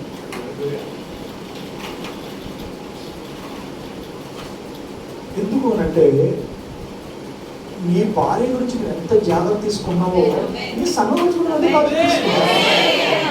వాళ్ళు వస్తే ఎంతవరకు అంటే, హాల్లో వేసుకొని వస్తే ప్రతి గది చూపించింది, కానీ వచ్చినప్పుడు ఎలాంటి వాడు మనకు తెలియదు కదా. అడిగి ప్రతి గది అవసరమా? మన కుటుంబ విషయాలు అడిగి అవసరమా? కాబట్టి ఎందుకంటే నేను చెప్తున్నాను పిల్లలు, నన్ను ఎవరు అపార్థం చేసుకోకండి. దేవుడు ఇంతవరకు నన్ను మంచిగా పోషిస్తున్నాడు, నన్ను చాలా మంచిగా పోషిస్తున్నాడు. నేను ఎప్పుడు ఎవరి సంఘ విశ్వాసుల జోలికి వెళ్ళనండి, ఎవరి సంఘం జోలికి వెళ్ళను. నాకు అవసరం పిలిచినా నేను వెళ్ళను. ఏదో లేక ఎలా వచ్చాను, మళ్ళీ ఎన్ని సంవత్సరాల కొత్త నాకే తెలియదు. పిలిచినా రాను. నేను వెళ్ళమని చెప్పట్లేదు, ఇండైరెక్ట్గా చెప్పట్లేదు, నేను మళ్ళీ చెప్తాను రాను, నాకు అవసరం ఏంటి? ఏం పాస్టర్ మీ సంఘం అంతేగాని మీరు చెప్పకూడదు కదా. మళ్ళీ నైగం పిల్లల్ని మళ్ళీ వచ్చాడు బాగా చెప్పాడు, అందుకే కదా సంఘం లేచిపోయింది. అక్రమ సంబంధాలు పెట్టుకున్నారు కదా ఫోన్లో, అక్రమ సంబంధాలు పెట్టుకోలేదా? ఆ పనికి వాళ్ళకి సిగ్గుందా అసలు? నేనే కదా పిల్లల్ని చూపిందా, నేనే కదా సంఘంలో పిలుచుకొస్తా. నా సంఘంలో జరిగాయండి, నా అన్ని సంఘాలు జరుగుతాయి. ఎవరూ కరెక్ట్ కాదు కదా, అమాయకులు కదా. ఏదో పాస్టర్ గారి అభిమానం చిన్నారండి.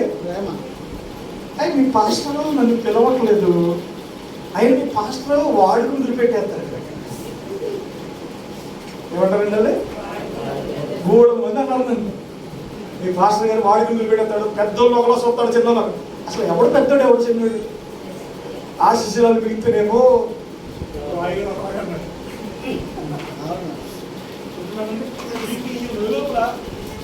సమస్య ఏంటంటే ఈ పాస్టర్ కొన్న బుద్ధి ఏంటి చెప్పనండి, పాస్టర్ కొన్న బుద్ధి ఏంటి చెప్పనా. నేను అది విశ్వాసం పాస్టర్ మీకే అర్థం కాదు. పాస్టర్ కొన్న బుద్ధి ఏంటి తెలుసా, వీళ్ళిద్దరూ బయట బాగా మాట్లాడుకుంటారు, అన్యోన్యంగా మాట్లాడుకుంటారు. I God bless you brother, praise Lord అంటారు. కానీ ఈ గొప్ప సొలొమోను అన్నాడే, హాడి మంచోడు కదా అని పిల్లకంటాడు. ఈ డైరెక్ట్ ఈయన అంటాడు, ఆడంత భయంకరుడు రాజు జాగ్రత్త అంటాడు. అందుకే నా దగ్గర ఏ స్టాండర్డ్ పాస్టర్ ఎవరో రాడు. ప్రతి పాస్టర్ ఇంకో పాస్టర్ గురించి చెడుగా చెప్పడమే. వీళ్ళు ఎందుకంటే ఇది ఒక స్పిరిట్ అండి, స్పిరిట్ అండి, ఇది ఒక ఆత్మ. మనం చెప్తున్నాను ఎందుకంటే ఆ చెప్పినా ఇదే చెప్తారు, వాళ్ళు చెప్పిన ఇదే చెప్తారు, వర్తమాన పట్టుడే చెప్తారు, వర్తమాన చదివే చెప్తారు, వర్తమానం వినే చెప్తారు. అవునండి, మరి మీ పాస్టర్ గారు చెప్పలేదా? స్టార్టింగ్లో అయితే చెప్పలేడు, ఎవరో ఒక సహాయం కావాలి, కొంచెం నమ్ముతాడు కదా, ఎవరో నమ్ముతాడు, ప్లీజ్ బ్రదర్ రండి కొంచెం మాకు వాక్యంలో బలపరచని అని అడుగుతాడు. బలపరిచేటప్పుడు ఆ వ్యక్తి ఒక స్పిరిట్ ఏంటో చూడు. ప్రజలు నీ వైపు తిప్పే ప్రసంగం చేస్తున్నాడు, ప్రజలు తన వైపు తిరిగే ప్రసంగం చేస్తున్నాడు. ఆ వ్యక్తి నువ్వు పిలుస్తున్నావా, లేకపోతే నీ వెనకాల వీళ్ళు పిలవమంటే పిలుస్తున్నావా? నన్ను ఎప్పుడు పలానా పాస్టర్ తెల్లడు పాస్టర్ అని ఎవరు అడగను, అది ఇన్నోళ్ళు అందరూ వెళ్ళిపోయారు. ఎవరు అడగరు నన్ను, నేనే పిలుస్తాను. మా ఊళ్ళో పిలిచినట్టు మళ్ళీ పిల్లలు మీరేమనుకుంటారు, ఈయనే మన సంఘానికి అంత అనుకుంటారు. లేదండి, అవన్నీ కరెక్ట్ కాదు. ఎవడో ఒక పాస్టర్ కింద ఉండాలి కదా, ఎప్పుడో పాస్టర్ కింద ఉండమని చెప్పండి. ఉండమని బలిష్టమైన రెక్కల కింద ఉండమని ఉంది కదండి, అది నీ పాస్టర్. నీ పాస్టర్ కింద ఉండవు, తగిన సమయంలో దేవుడు నిన్ను హెచ్చిస్తాడు. ఆ వచ్చే పాస్టర్ ఎప్పుడు మిమ్మల్ని మీ పాస్టర్ని హెచ్చించడు, గుర్తుపెట్టుకోండి. ఎప్పుడు మీ పాస్టర్ని హెచ్చించడు. ఎంత దీనంగా ఉన్నా, ఎంత కానుకలు ఇచ్చి ఎన్ని డబ్బులు ఇచ్చినా ప్రజలు తన వైపే చూడాలనుకుంటారు. ఆయన దయాదాక్షిణ్యాలతో నీ కానుకలు ఇప్పిస్తాడు. ఏం చేయాలి? ఇవన్నీ ఈ సంవత్సరాలు చూస్తున్నాను కదా, నాకు తెలియదా? సో నేను చెప్తున్నాను కదా, మీరు ఎంతమంది ఉన్నారు ఇక్కడ సంఘస్థులు అని చెప్తున్నాను. సరే వాక్యం విన్నాం కొద్దిసేపు. చూడండి మాట 2వ అధ్యాయం, 1 కొరింథీ పత్రిక 2వ అధ్యాయము 1వ వచనం. సహోదరులను మీ ఎదుకు వచ్చినప్పుడు వాక్చాతుర్యంతో కానీ జ్ఞానదేశంలో కానీ దేవుని మనం మీకు ప్రకటించి వచ్చిన వాడను నేను యేసుక్రీస్తును అనగా సిలువ వేయబడిన యేసుక్రీస్తును తప్ప మరి దేనిని మీ మధ్య ఎరగకుందునని నిశ్చయించుకొంటిని. నీకెవరు కావాలి? సిలువ వేయబడిన యేసుక్రీస్తును తప్ప మరి దేనిని మీ ముందు నేను ఏమన్నాడు? ఎరగకుందునని నిశ్చయించుకున్నాను. నీకెవరు కావాలి?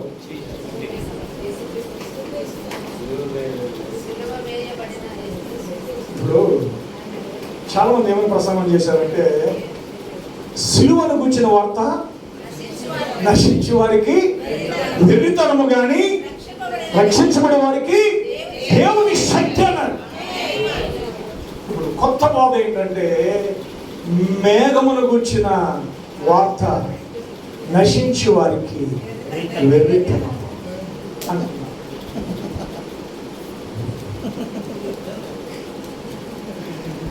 ఇప్పుడు ఏ వార్త మీకు కావాలి చెప్పండి?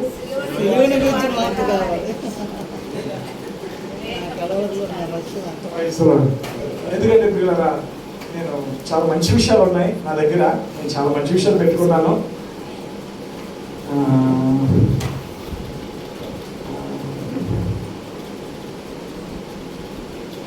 చాలా విషయాలు చెప్పాలనుకున్నాను, చాలా విషయాలు ఉన్నాయి ఇందులో. యేసు చాలును, యేసు చాలును, ఏ సమయమైన ఏ స్థితికైనా నా జీవితములో యేసు చాలు. సాతాను శోధనలధికమైన సొమ్మసిలక సగి